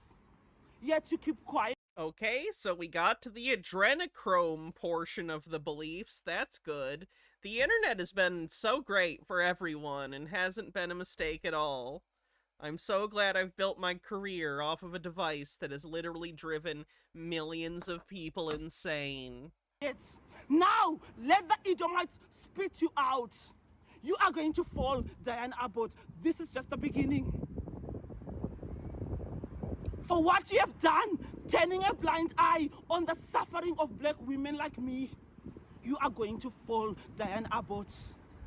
For saying sorry to the Edomites, pretending like you care about black people, then you go and gravel, you are going to fall, you coconuts, Edomite pleaser. I am the prophetess and I have spoken this curse on your life, Diane Abbott. Again, I appreciate that the end of videos, they walk off screen. It's a nice punctuator. I just gotta put that out there. It's a nice punctuation.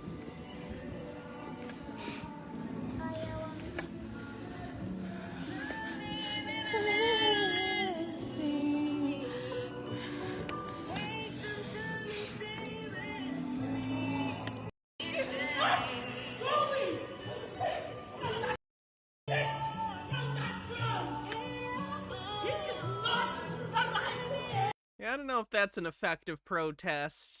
Alright, though. Oh, that's just a picture of him with Ave Maria playing. Okay. Whoo boy.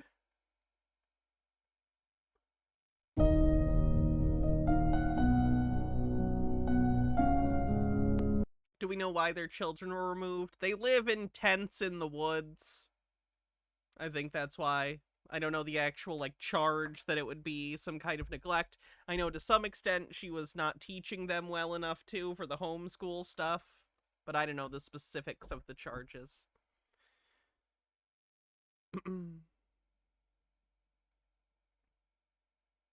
Yes, so this is the Cathedral. And we have people.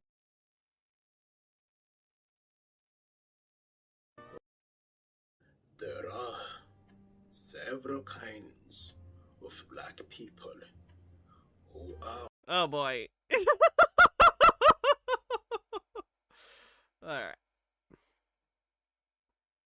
There are several kinds of black people who are original to this earth. We have the native Africans who are known as the Ethiopians.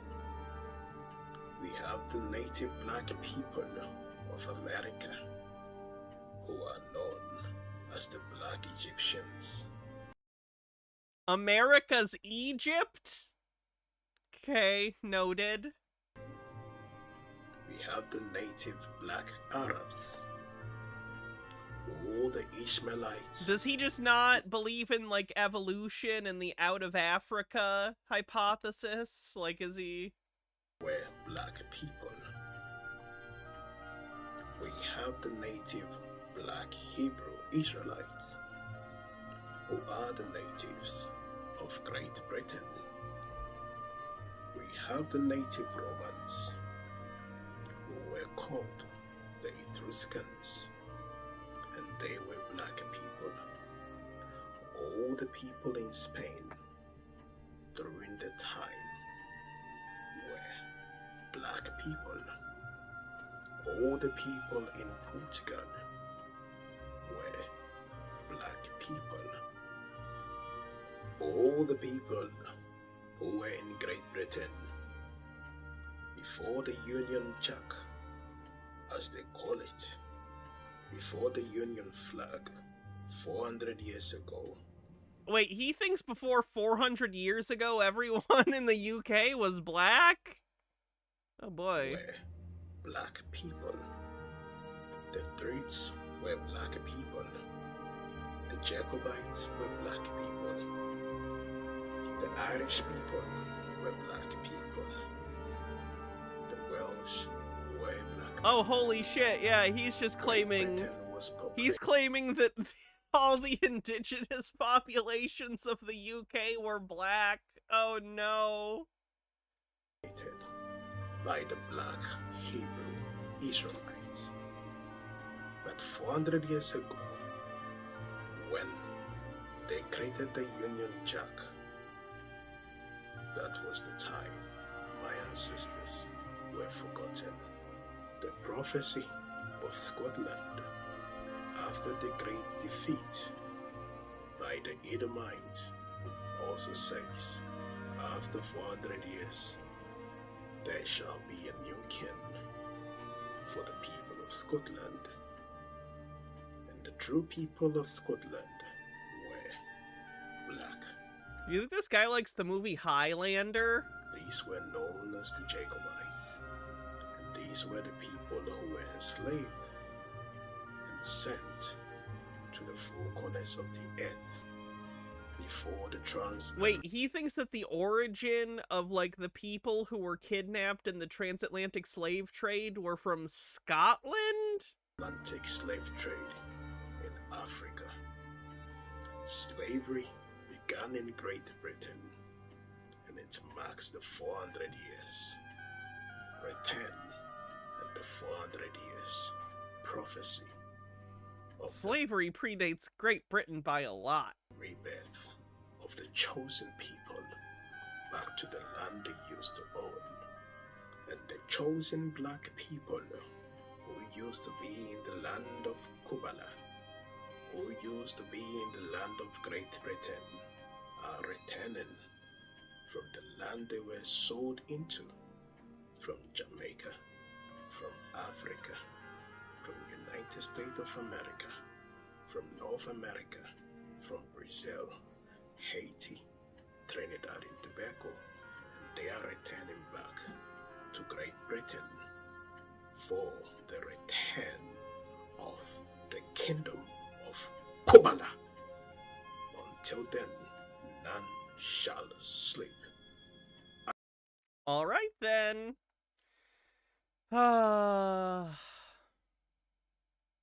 This is the prophetess of Atihin, the queen of the northern kingdom, Mary Tama.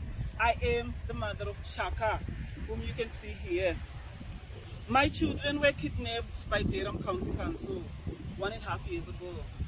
Today I'm standing here at the Culloden battlefield in the Scottish Highlands, where the Jacobites were massacred by the Edomites 400 years ago.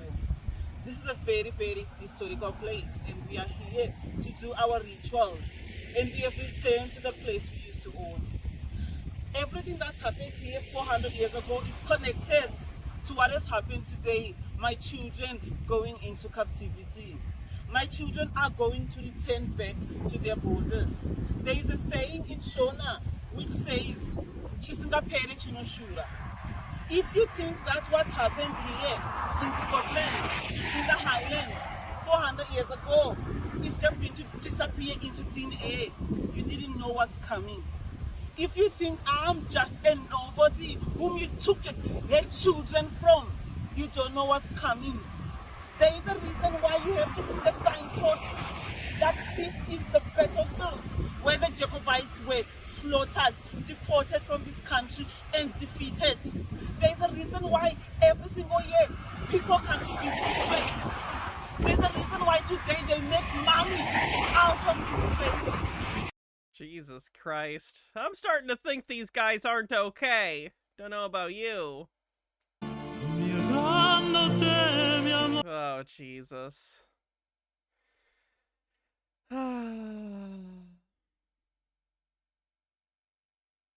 Where was the video? I know at some point there was...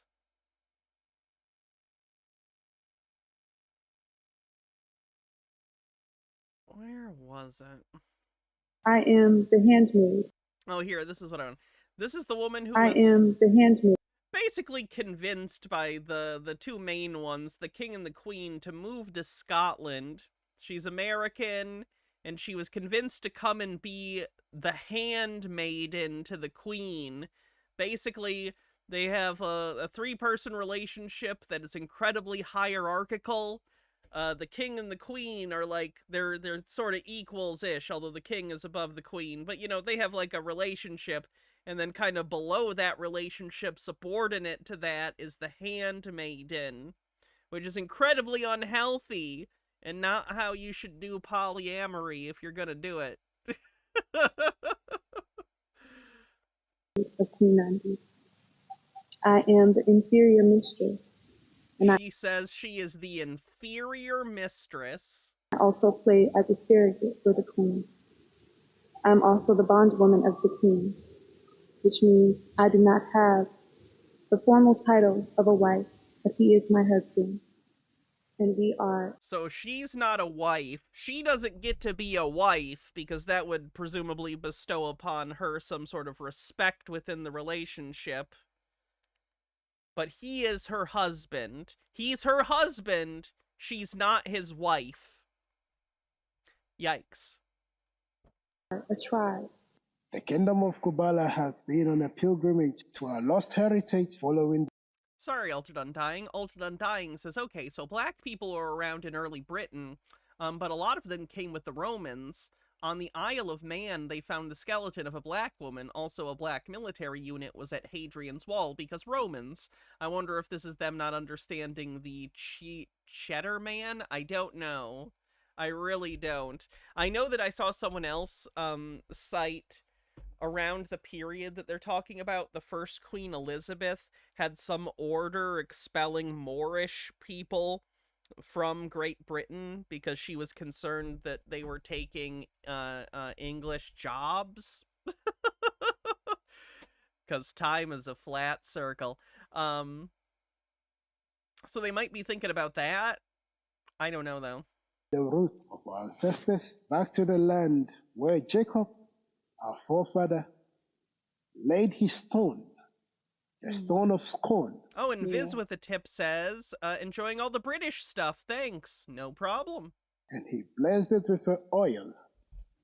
After he poured the oil, he said, one day, the Messiah, his son... She's bowing at his feet. I know you can't see the bottom of the screen, but she is literally bowing at his feet. Her forehead is like on his foot. The Shiloh. The Shiloh. Just have kinks like normal people. I'm begging you to work this out sexually before you turn it into a whole thing. Shall return to Scotland, and he shall... Can I show this for those who don't know what the Cheddar Man is and looks like? I don't know what the Cheddar Man is and looks like. Apparently that's the Cheddar Man. Doesn't look delicious to me. It's a cheese joke. Build back the lost heritage, the lost kingdom, the last kingdom of Scotland. I am the handmaid. Oh, worried about her. Very worried about her.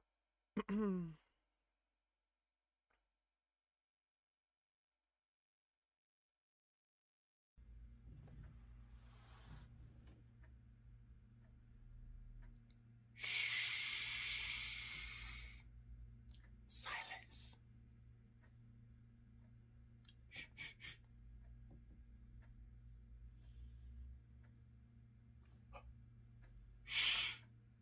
Silence.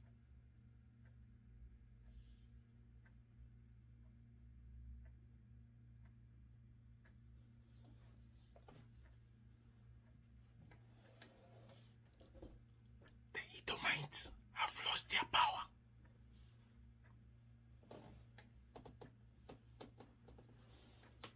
The white people, they don't have power anymore.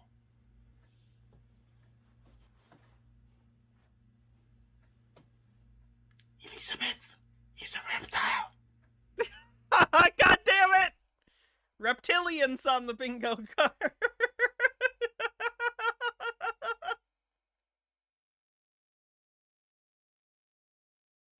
Everyone's insane. Everyone's crazy. Luckily, I'm still sane.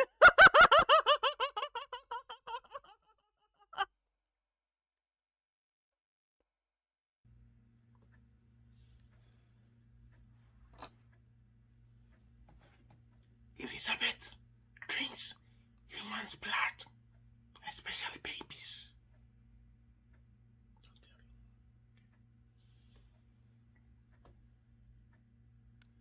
Pays, thanks for following. The beast, which was said in the Bible. Okay. The beast has a system, and the system is NHS. This is why they have snake as their logo. Okay. The beast. WHO, World Health Organization. Their logo. Snake. Oh, he's got the drum. He's got the drum from Karate Kid 2. Ah! It's the Miyagi family secret. Ah, he's unstoppable. Okay.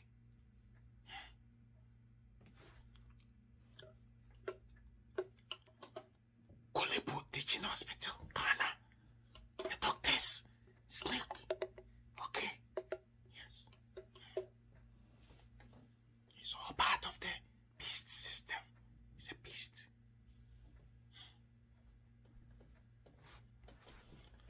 Oh, the aborted babies. Yes. They bring it to the Illuminatis. Okay. The black babies. They use them in the Illuminatis. They use black babies. Aborted fetus. Okay. Yes. What are you claiming they use the aborted fetuses for? Clearcat says, I loved Karate Kid 2. I don't care what people say about it. Do people regularly bad talk Karate Kid 2? Karate Kid 2 is a solid sequel. Karate Kid 3, we could have a discussion about Karate Kid 3 and how it deflates all of the stakes. Because in Karate Kid 1, Daniel's got to fight in a karate tournament to beat the bully and win the girl. Fine. Perfectly fine 80s movie. Second one, you want to escalate, right? You build, it's a more serious thing.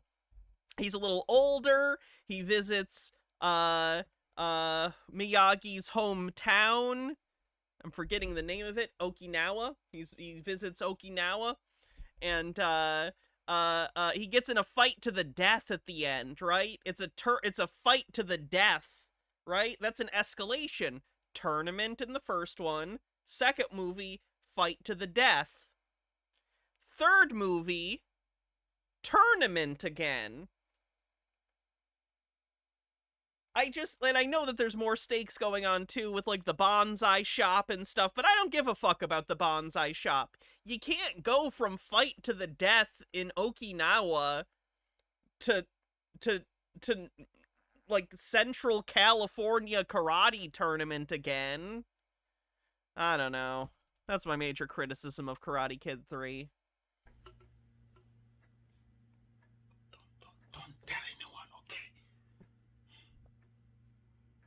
They should have gone into space. Unironically, they should have gotten stupider with it. It was the 80s. If there was any time to just make stupider and stupider sequels, that was the time. He should have come back to California, and him and Mr. Miyagi should have stumbled upon underground gang street fighting, and he should have had to like fight them for some reason. That would have been a good Karate Kid 3. Anyway, Amber says, you're all crazy, but not us. Oh no, we've never been more sane. Dissolves into cackles.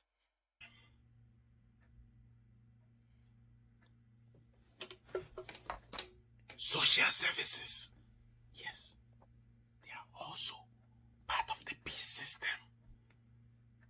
3. Alright, is he gonna just whisper this whole video? Because I cannot deal. So leave them and come to the Northern Kingdom. There we go. You can become part of the Northern Kingdom, wherever Okay, he's shouting now. He has 2 volume settings, whisper and shout. you are. It doesn't matter. But you have to obey the instructions, the commandments, which governs the city of God. I assume these commandments go something along the lines of, are you a woman? No? Okay, you're not allowed. And if the answer is yes, why aren't you already on your knees? I really hate the self-serving cults that are just like one guy trying to fuck. Everything must be pointed. If you need anything, just come to the office. And to me.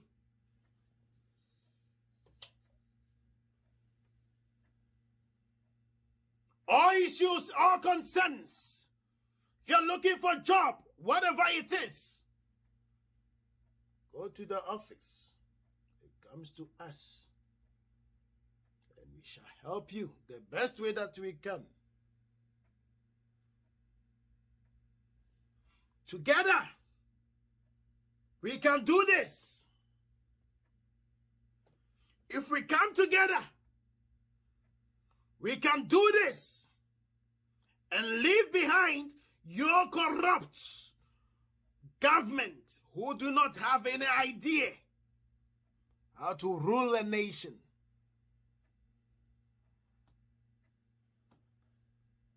No one rules a nation by undermining the skills, the talents of its people.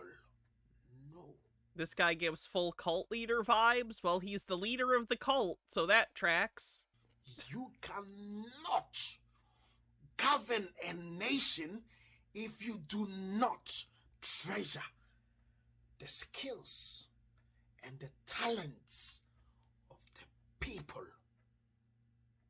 And you think you can form any policy around the people who you do not treasure their skills or talents. This is why Africa is in captivity till now. This is why Africa is still struggling till now. Because the people who are called the government do not have an idea how to bring the gold, the finer gold from the people. How to push the people to bring their greatest potential. Instead, they teach you pi r square, tan theta, formula for... Am I Walda? Do you talk like a Kennedy? There's Wald. Just sounds like JFK said it. Waldo, yes. Finding circle. Oh no, Walda, because lady, probably. That also sounds like JFK trying to say Waldo. What is the name? We choose to go to the moon in this century and find Waldo, not because it is easy, but because it is hard. Ignos Rock, Metamorphic Rock, Sir John Gadgesbeck. This is what they teach you in schools. You have masters in psychology, masters in accounting, but you are still struggling. You don't have food to eat. Oh, my people. You want him to open a portal and prove us all wrong? Me too. I wish literally anything would happen at this point to prove us all wrong. Leave them! Because my worldview has become incredibly cynical, and I hope it's not correct. But I think it is. Behind! Do not wait for them! Come to the Northern Kingdom. Come and work with us. Because we understand the worth of your talents, the worth of your skills, and how to push it on world map for the world to know what you've got.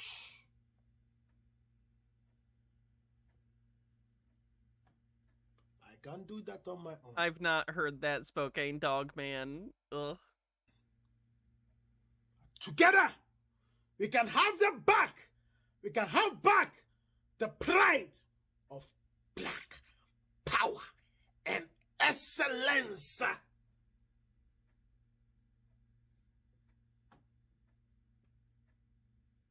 So if you are in Ghana, you want to be part of the Northern Kingdom, send me an email.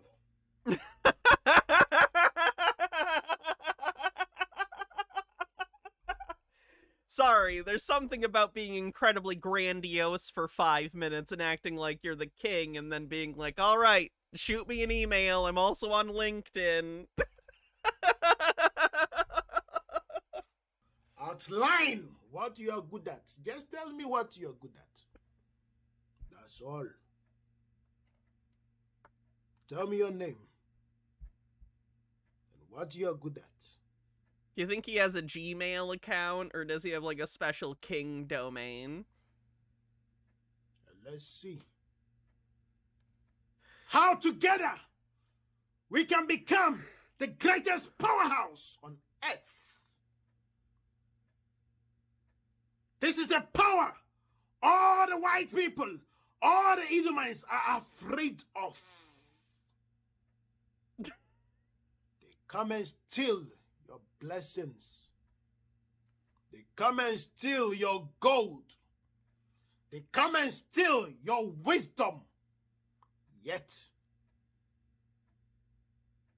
you don't even know. But I am your king. I've pledged myself to the rise of black power. I've pledged my blood for the rise of the remnant of Israel. And together, I'm glad I'm not the only one wearing a silly costume today, by the way. Makes me feel better. we shall march on and we shall tell our story the way we want to tell it. Not the white people telling our story. For they do not know our story. We shall tell our own story. Enough is enough. Now, white people, this is the last time you shall ever cross the boundary of us.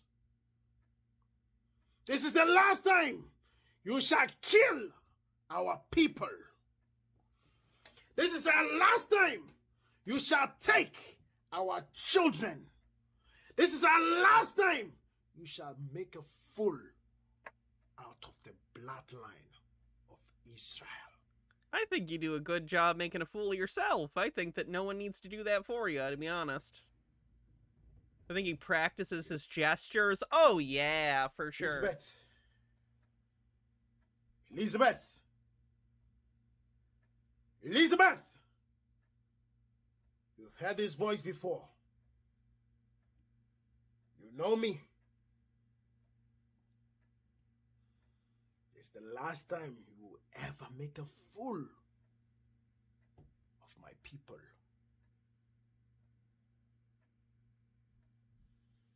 For the time has come. The major left after the minor fall.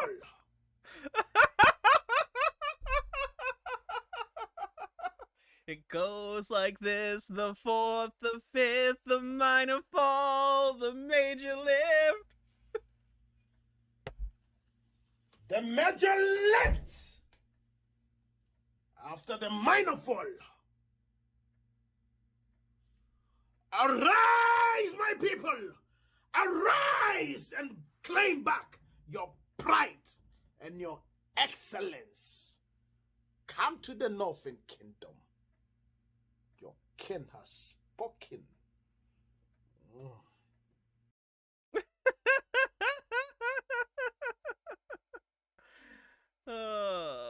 Jesus Christ. No feminist shall enter the kingdom of Kubala. Many people are writing to the king of Kubala, saying, "O king, take away our reproach. O king, marry us, for we need you, for you are the Messiah." My women, my black women, the king of Kubala only looks at women with natural beauty, women with true innocence and purity, women with true substance, women who love to submit to authority, women who shall bow before the queen of Kubala before they can come to me. No, no, no, no. No way we shall bring feminists in the kingdom of Kubala. No, no, no. For in the kingdom of Kubala, innocence is our virtue. I can't wait to see you all. All the women coming from America, from the UK, all the women coming. The king is ready to receive you. Kubala, Kubala, Elisue. That's so funny. No feminists. It's just so cynically just so he can have a harem of women. It's so cynical. I don't even know what to say. And it's like he's not been unsuccessful. Like, he doesn't have 0 acolytes, so like, the bar is so low. The bar is so low. You can just do whatever you want. The internet has been such a mistake. Ugh.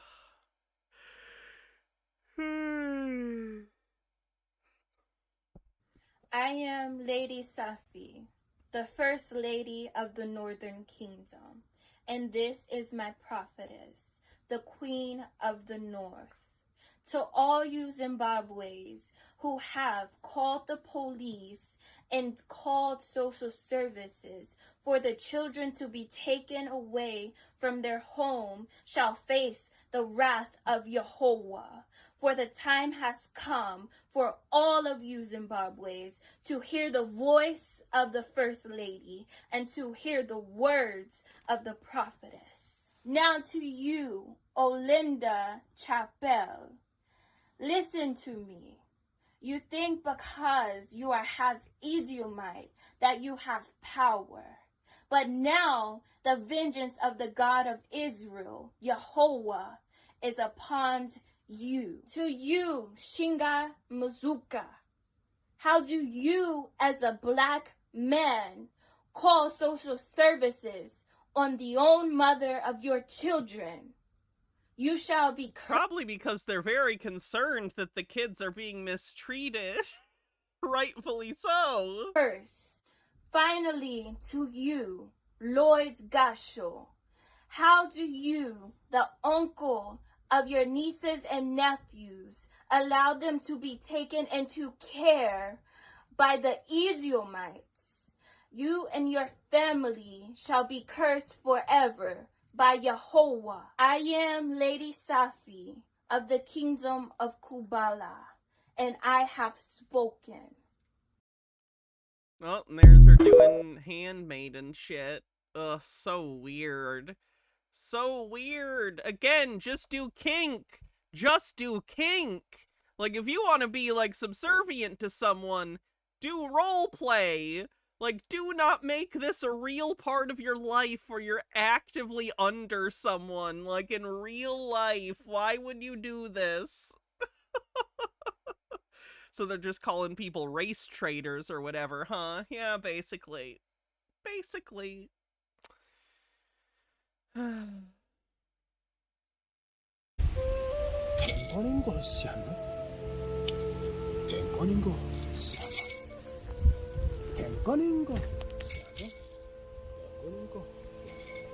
No, Jayzaproxy, that's actually exactly what I'm talking about. Like, there's a difference between kink and like things you're into in that sense, and real life, right? Even if you in a kink or bedroom context like being subservient, that's not the dynamic in real life generally, because you need to be equal with other people, especially your partner or partners. Oh, you can get it, boys. There's a big difference. Yes, they took my child, and they say they are the ones with the power. He's talking to the trees, as you do. Its title of this video is Talking to the Trees for the Great Armageddon. Now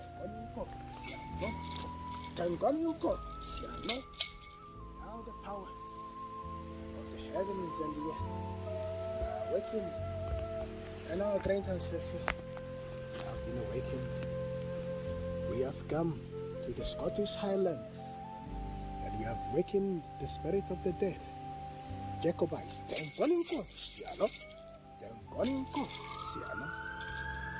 you see a swastika on a video preview? Yeah, it's not pro-Nazi, it's about an American Nazi in '67 who got assassinated. Boy, I wonder why someone's doing a video on an American Nazi who used to give speeches on campuses and was shot in 1967. Can't think of any parallels. Trees, you are at work. You shall avenge Chaka. You shall avenge the people of Kubala, for your Messiah has spoken. Tengoninko, Tiano. Tengoninko, Tiano. Ha. Oh, I know you didn't mean anything back. Sorry if I came off as, like, pointed or something. I wasn't trying to. It's probably just because I'm in stream mode, so everything's kind of pointed. Sorry.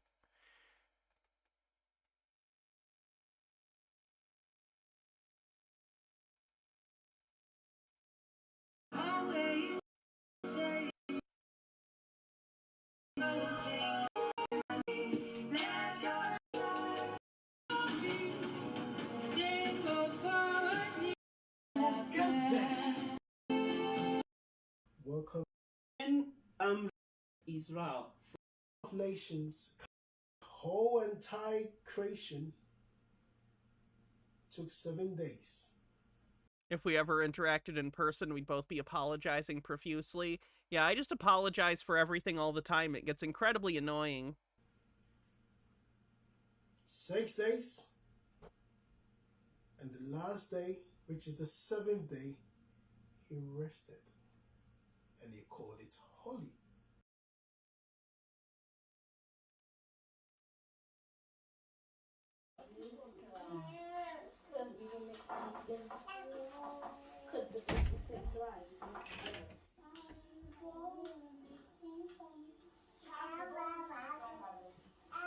You have to put it. Guys, I need you to move in here.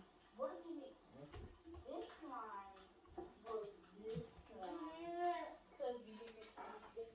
did he say? That is too unprofessional. But he said he was coming here yesterday. 2:30. Can you hear me?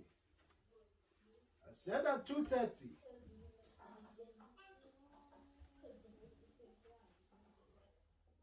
Maybe you have to speak to him.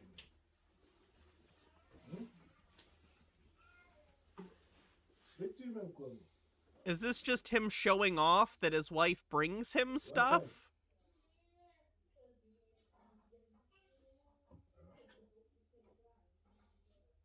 Okay. Is that all you need from me today?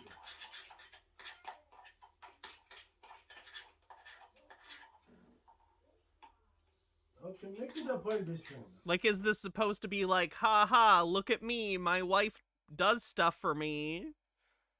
But, like, partners do things for each other, typically, right? Like, sometimes Baha might do something for me and help me out, and there are other times I'll do stuff for her and help her out. This just feels like a weird flex where he's like, haha, look at me. I've manipulated this woman into serving me. Ugh. Am I crazy? But did you hear from her?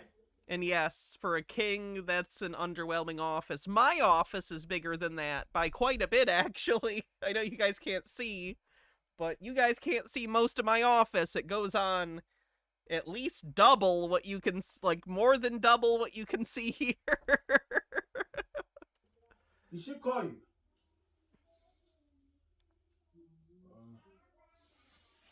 Yeah, this is from before they lived in the woods. This was 3 years ago.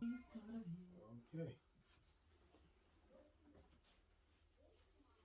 Just speak to them and call me back, okay?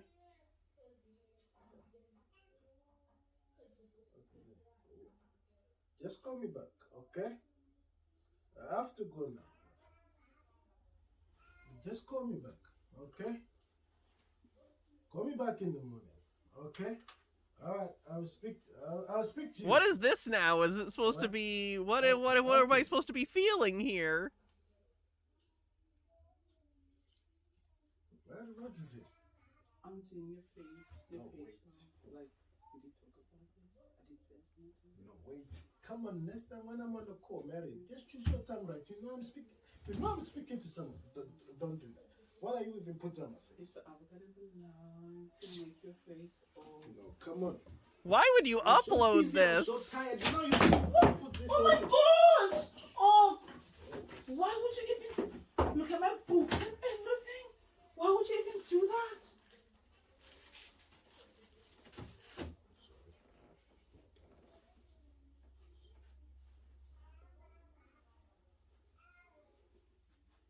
Why would you upload this? This makes you look like the monster I assume you are, but normally cult leaders generally hide shit like this, right?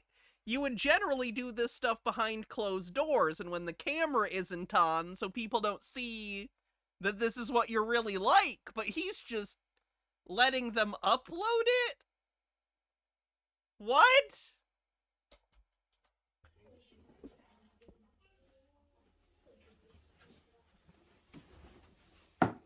I am so confused. What in the... Why? What was that? Why would they... I'm so confused. I am Atehene, Mm-hmm. and Atehene is the Messiah. Mm-hmm. Every mystery in the Bible is revealed unto me. There have been several people 400 years ago, several people who have risen up saying they know about the scripture. Mm-hmm. Kubala Ilizwe. They know about the gospel. Yes. They know about the God of Israel. Yes. They know about the God of creation. And they have created a religion called Christianity. Mm-hmm. This Christianity is birthed from the spirituality of my ancestors. Mm-hmm. My ancestors were known as the 12 tribes of Kubala, Mm-hmm. or the 12 tribes of Israel. Mm-hmm. Israel is, Kubala is the ancient name of Israel. Mm-hmm. Now my ancestors had a god, or have a god. Mm-hmm. The god is called Yahweh. Mm-hmm. This is the god. Do you want to speak, Mary? No, my lord, Okay. no.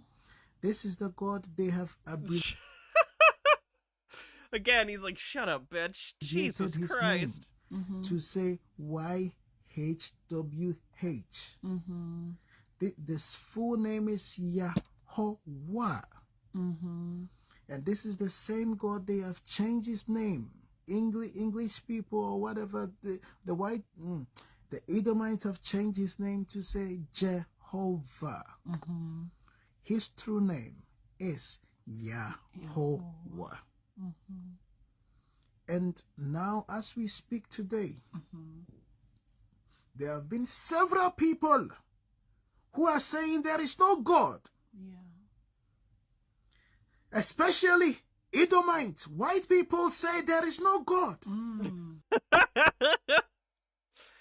The majority of white people don't think that. I'm an atheist, so I think that, and I'm white, but most white people are still religious. Most people are religious in some way or have a spiritual belief that would qualify under the category of religion. Because their God is science. Yes. Fallen angels. They use science to be the definition and say that because of science there is no existence of. I mean, I think that that's a pretty poor understanding of the arguments that a lot of people have for atheism, and I'm not going to get into it here for pretty obvious reasons. It's not really relevant to what we're talking about. A God. But every black person watching this live know that in our culture, wherever we are coming from, we know that there are even lesser gods. Yes.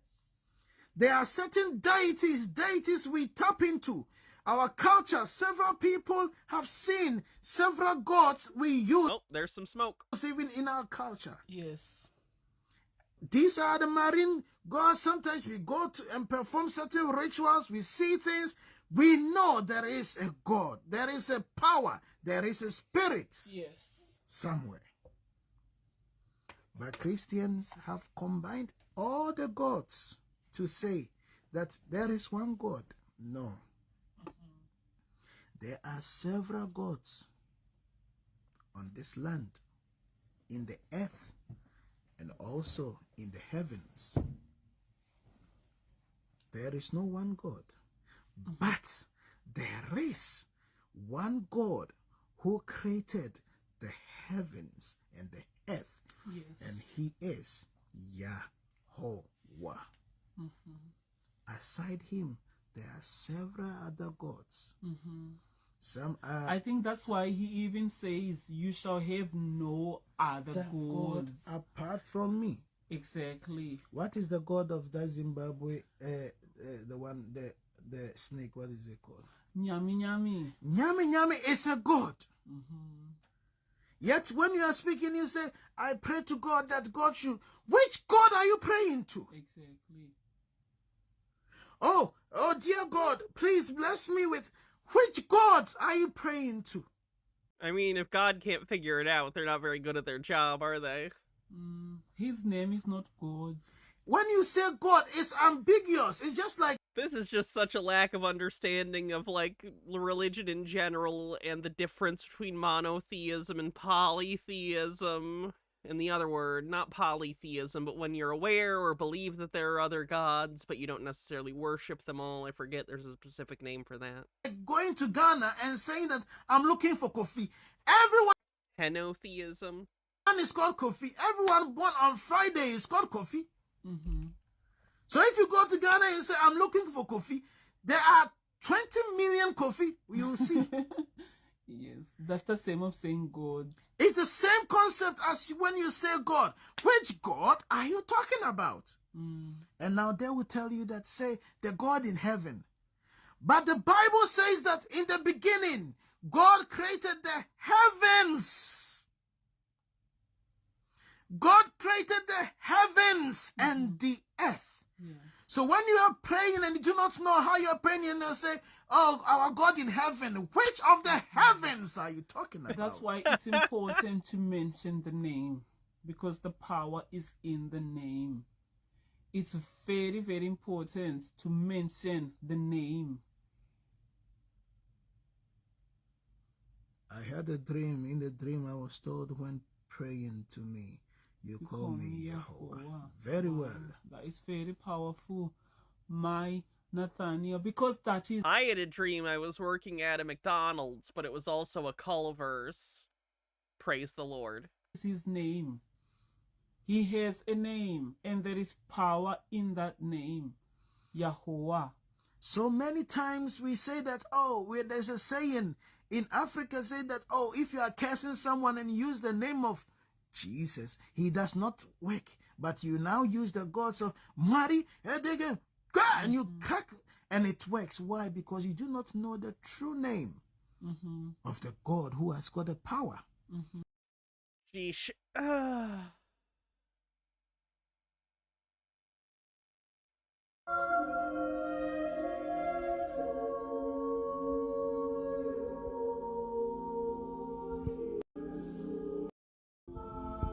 Oh, it's just 8 minutes of this. Oh. Okay.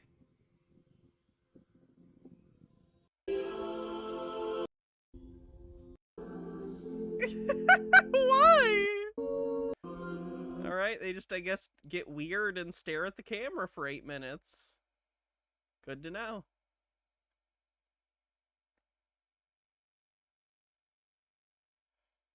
Oh, the person who asked about their beliefs on LGBT people, this'll probably answer it. It's our son. The title of this video is Durham County Council wants to give my spiritual son Chaka to a gay couple as my punishment. So I'm assuming that probably answers the question about their views about queer people. Spiritual son, and they want to put up for adoption. They've taken my baby, and they want to give because my Lord husband, and I call him my Lord husband because I respect him. They say you can't do that, and they've taken my baby from my breasts, and they're about to give my baby to a gay white couple. What? A gay white couple? Oh no! What have you got to say about that? In this country, in this county, in Durham. What have you got to say about that? Why to a gay couple? Because they feel like they say we are discriminating against gay people and they want to teach us a lesson.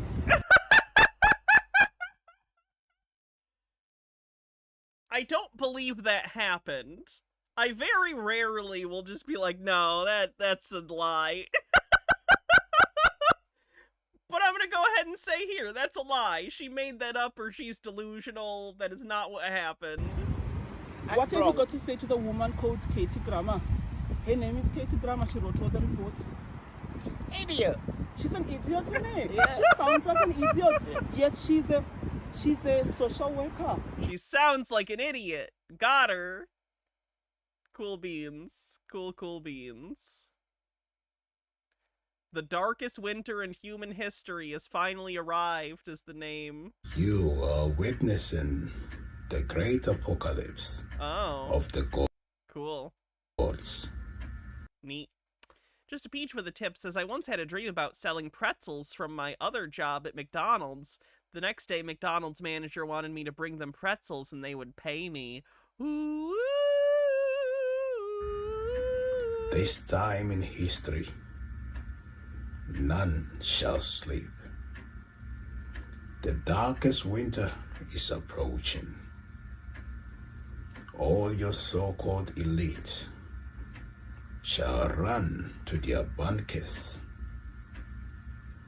All the people you trusted shall be nowhere to be found.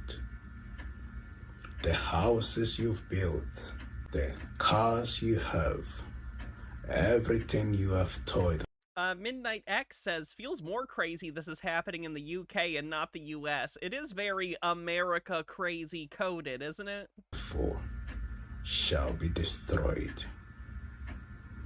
You shall have nothing with you, just like it was from the very beginning. Edomite civilization is over. The end of Edom civilization has come.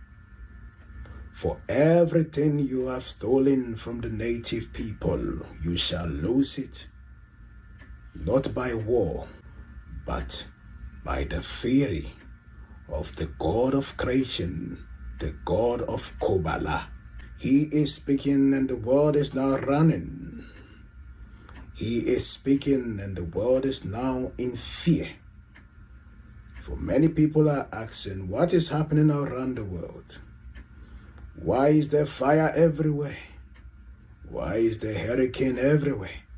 Why is there tornado everywhere? Why Climate change. is there hailstorm everywhere? But this is just the beginning of the outset apocalypse. And none shall sleep. None shall sleep. I was just thinking yesterday, there was an article about AI psychosis, like the people who've been talking to ChatGPT and they develop psychosis. And it's literally the thing where in sci-fi you just append a word to a sci-fi word to make a concept, but in real life, AI psychosis feels like a lazy thing you would see in a sci-fi thing, isn't it? Anyway.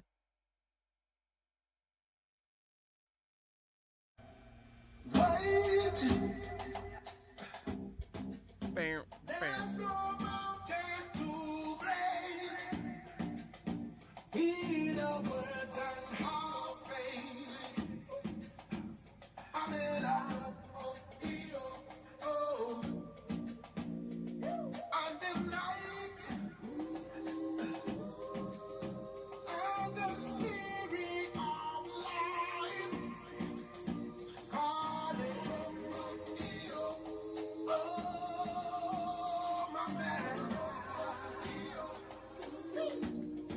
I live in you.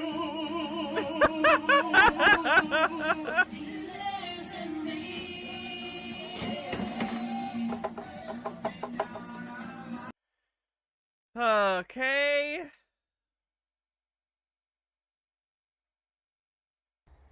As I have entered the secret place in the Northern Kingdom, the secret portal. Oh, is that the secret portal? That's cool.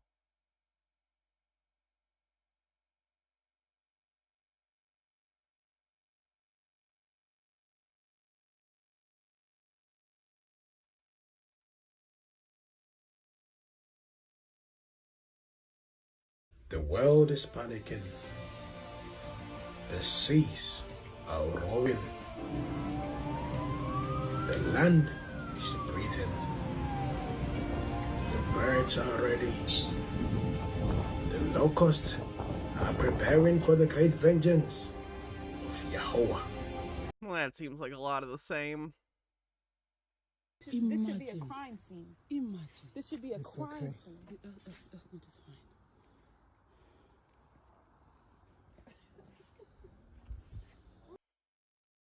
This is the prophetic. We did that one. They style themselves the African Kingdom, living in what they call the Mambaza woodlands. But the area is more commonly known as the Scottish Borders, and this is the local council handing the group their second eviction notice. The trio say they are descendants of black Jacobites who were black Highlanders living in Scotland more than 400 years ago. They claim Queen Elizabeth I deported their ancestors, forcing them into exile, and now they're returning to reclaim their land. Led by the self-titled King Gateen, who is originally from Ghana, the group have been living in woods in the Highlands since May. He lives there with his wife, who goes by Queen Nandi, originally from Zimbabwe, and her so-called handmaiden, who is a 21-year-old who calls herself Aznat and is originally from Texas. Aznat's family has expressed concern about their daughter, whose real name is Cora Taylor, and her new lifestyle, saying it breaks their heart. But the site of their so-called kingdom is owned by the Scottish Borders Council, who have given them 2 days' notice to get out. In a post on her Facebook page, Queen Nandi uploaded this video. She claims that that man was not coherent and they will not be opening the envelopes. That's one way to avoid getting served, I guess. It's not gonna work, but you're incoherent. I won't open this. You still got served. That's not how this works.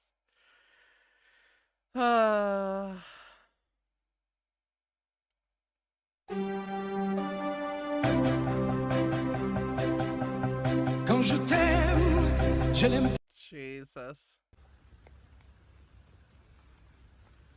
Nobody can stop Kubala.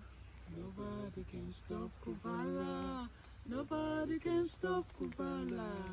Kubala is strong. Nobody can stop Kubala. Kubala is strong. Hey, this God Yahuwah.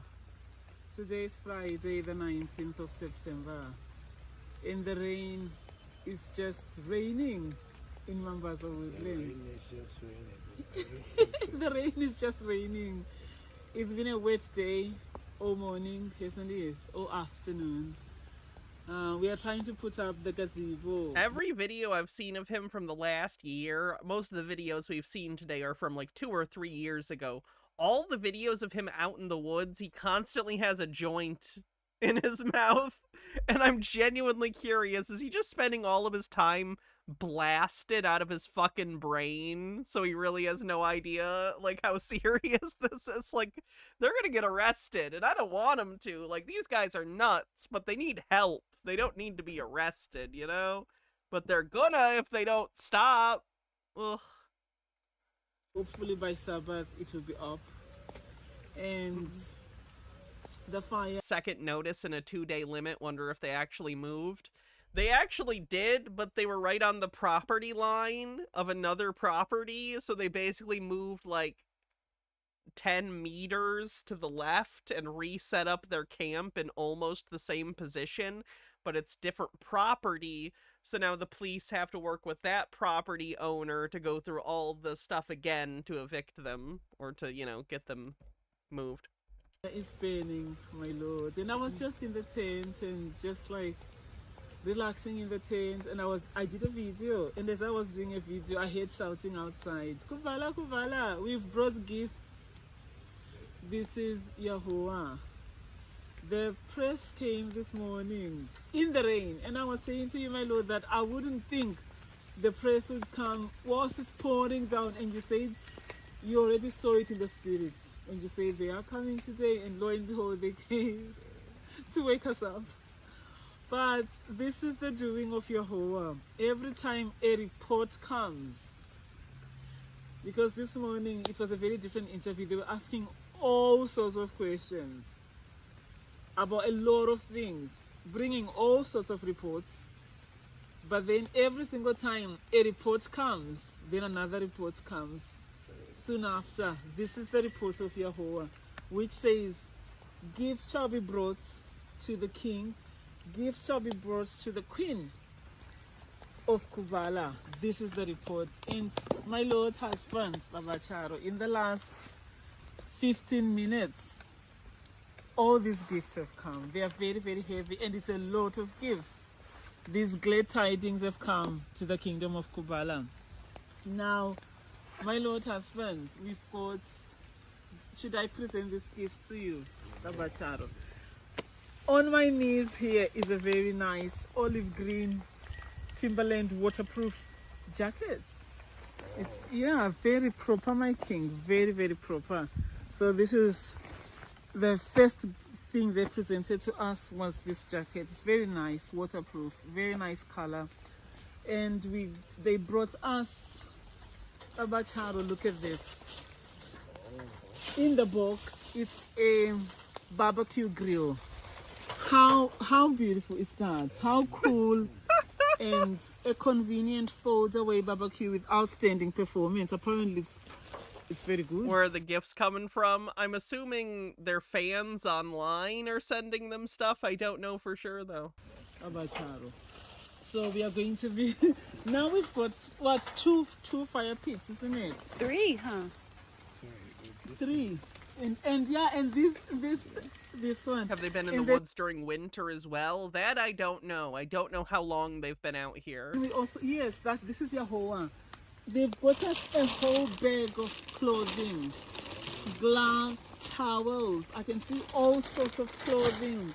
Very nice stuff, which I don't think we've got time to unbag it here. And then they brought us some utensils, my king. We've got all sorts of things to use on the fire. Let me see if I can get it out.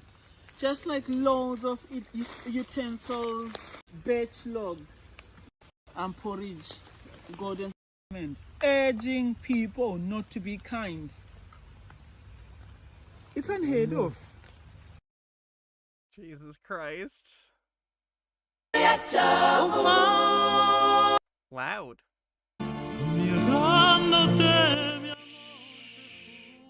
Quiet. Quiet.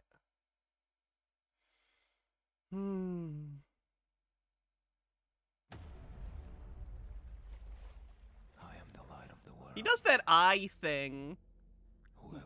Like, did he just figure out he could do that? And he's like, this looks cool. So I'm gonna roll my eyes up and make it look like I'm the, Undertaker! Jesus. Your cat used to do that, or your dad used to do that to scare you. That makes more sense. than your cat doing it.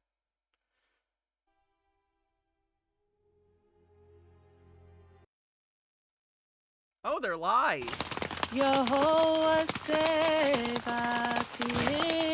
of the North. God save the King. God save the King. Yehovah Sebastiani of the North. God save the King. Holy One of David. Ew.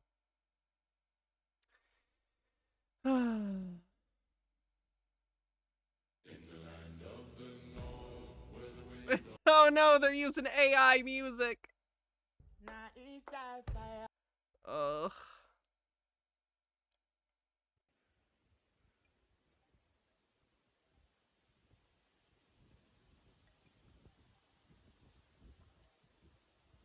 It's a very calm morning in the kingdom of Kubala. It's Sunday, the 7th of September 2025. I am the mother of Chaka, the prophetess Mary Chama, Queen Nandi of the Northern Kingdom. Oh, Asi, just show your face for a minute. What's going on with your face? I have ashes. Ashes, clay ashes. mask. Yeah. And you're brushing your teeth? Yes. I'm brushing mine with charcoal. Yeah. Now it's all right. Why did they leave the house they were in? That's a good question. I actually don't know the specific reason, though I do know they call their Twitch channel, or not Twitch, sorry, TikTok, Moorish Tribe. So I don't know if, on top of all the conspiracy stuff that we know they're into, I don't know if they got into like Moorish sovereign citizen type stuff and stopped paying their bills. I don't know that, but it wouldn't surprise me. Let me put it that way. Love, just do your thing. You know, our God is a God of rituals. I'm wearing blue. We slept in the blue tent last night. You have seen the papers, you have seen the reports of the so-called eviction notice that came here. We've not read it, by the way. We have not read. Well, if you don't read it, that means it doesn't count, right? That's not how that works. Some Edomites came yesterday. They tried to burn this in the fire. We have it all on video. They took this from the gate, put it here, and tried to burn it in the fire. Whilst we sat there, the disrespect. But we don't care. This has got nothing to do with us. We don't read these things anyway. One is still here, where they put it. We have not touched it. You can see a red cord was put here by the king. It was tied with a red cord. The other one is here. Do you think that putting red string on an eviction notice undoes it? See, that sounds very sovereign citizen to me. Like, oh, I'm putting a red thing on your notice. That nullifies it. Seems like typical sovereign citizen spell casting, you know what I mean? Has fallen. We have not read these abominations. We haven't read it. It's disgraceful. Now, this is ashes and charcoal on my face, my teeth, my mouth. Okay. This is not just a beauty ritual. This is how we probably doesn't taste very good. Connect to our gods. We connect to the Hebrew God like this. When I was mourning my father in 2021 November, 29th of November, I had ashes on my face because this is a Hebrew custom. I had ashes on my face and I was grieving. And for that, they took all of my children. I don't think it was just that. I think it's probably the totality of the insane beliefs you have, right? Lots of people have religious rituals, either in regard to mourning or any number of other occasions. I think it's more so the fact that, you know, you're crazy and you don't teach your kids things that are true. Apparently in Britain, you are not allowed to put ashes on your face, not in front of your children. Yeah, this is a country that celebrates the demonic Halloween. They dress up as witches and wizards in front of the children. They used to come to our house scaring my little ones. This is the country that tells me that I can't look like this in front of my children. Hence, they were all taken as I grieved my father. Nevertheless, it was prophecy. For Esau has to expose himself to the whole world as he's doing today. Look at the bricks that they throw. Look at how they attacked the king last night. Look at how they are the ones who come here to a peaceful people and start attacking us. It just didn't start in Seaham, in my cottage at Durham County, with Durham County Council. No. This is who Esau is. It has been happening for the past 400 years.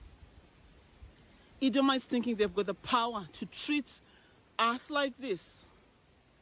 Well, no, we are back. Whoever is keeping my son Chaka, you do not sleep, do you? I know you don't sleep because I see you at night. I am a prophetess. I travel in the night. Okay, see, this is more so why I think your kid got taken away, not so much the religious ritual. But, you know, thinking that you can travel in the night and punish people for their sins, we're breaching into, like, going from just, like, a religious belief to a religious delusion, and there is clinically a difference. Like, most people have religious beliefs, but there is a line where it turns into a religious delusion, and I think we've crossed that line. I see Charo, I see Chaka, I see Nia. Oh, my children, speak to me. Fadzai, Sasha. I know a woman called Sasha. Yahweh reveals all these things to me. And now your heart is beating. We have a God. When the Edomites come and attack us, we put ashes on our face. This has been going on since our father, Abraham, the first Hebrew, the first pilgrim. This is our culture and our custom. We put ashes on our face. Rituals is what we live on. You wonder, where do we get our strength? Why are we keeping going stronger and stronger in the midst? I don't think anyone's thinking of these attacks and this hate. We have fire, these ashes here. This is power. Our God, Yahweh, is a God of ashes. Our God, Yahweh, is a God of fire. So we war our battles in the spiritual realm. You don't see what we do, but then you see the results. Anyone who curses us, someone cursed our gods. There is no Yahweh. It's all fake. Pa, pa, da. She became a hiss to the whole world.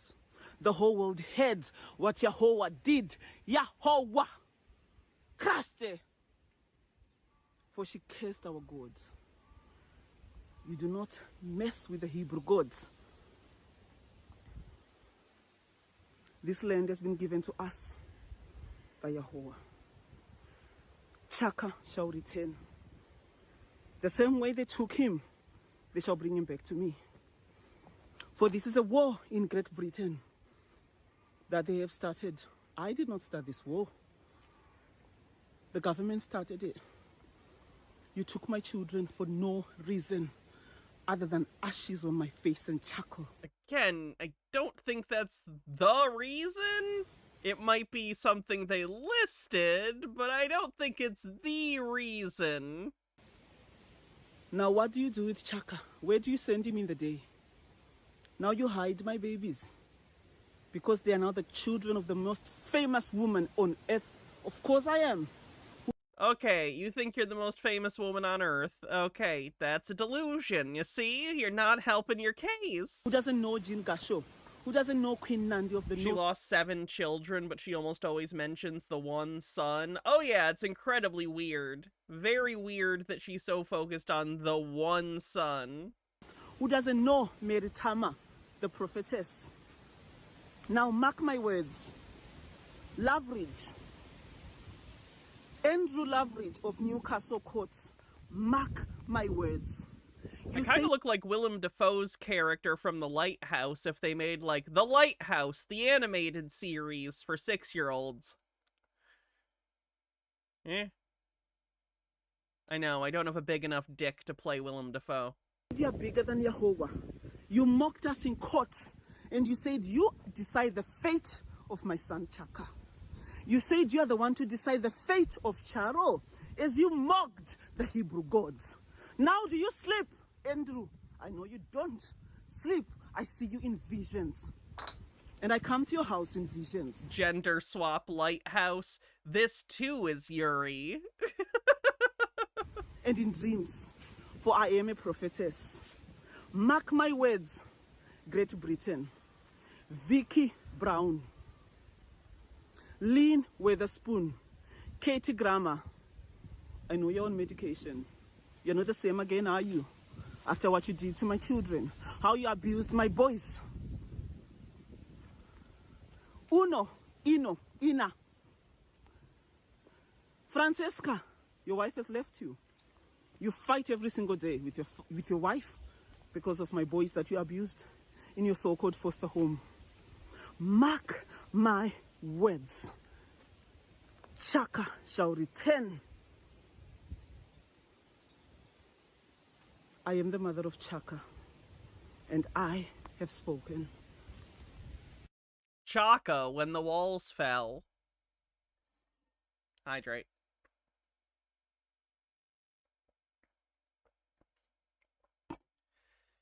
Is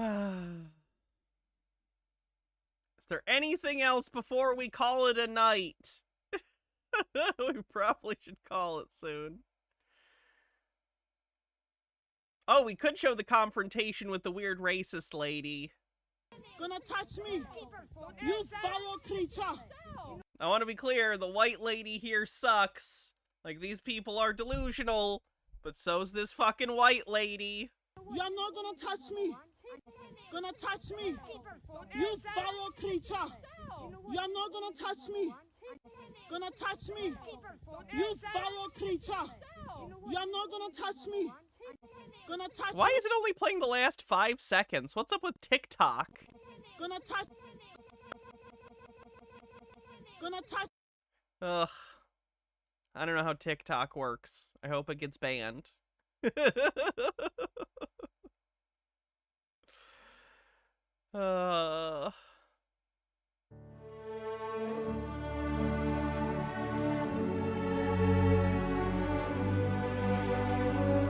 Okay, then.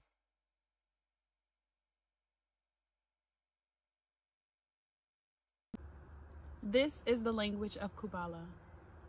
First is Kubala. Kubala means Jacob. Iliswe means land. So when we chant Kubala, Kubala, Iliswe, that means Jacob's land, or the land of Jacob. Next is Enkoma, or Enkoma, which means may I come in. Endorma means may I sleep. So Koma means come, Dorma means sleep.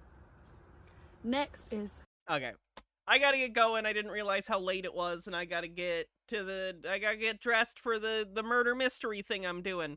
So okay, let's see who we're rating on Twitch.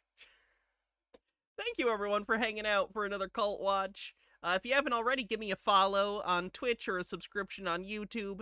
I look at weird delusional groups and people all the time, and it's a lot of fun. I will be back tomorrow. I'm not sure what we'll be doing tomorrow, but I will be back for it. And we should be doing a patron-only show tomorrow as well. So I will see you then, and have a good night, everyone. Let's see if I can go solve a murder! Yay! I wish I had a Columbo outfit. Anyway, have a good night, everyone.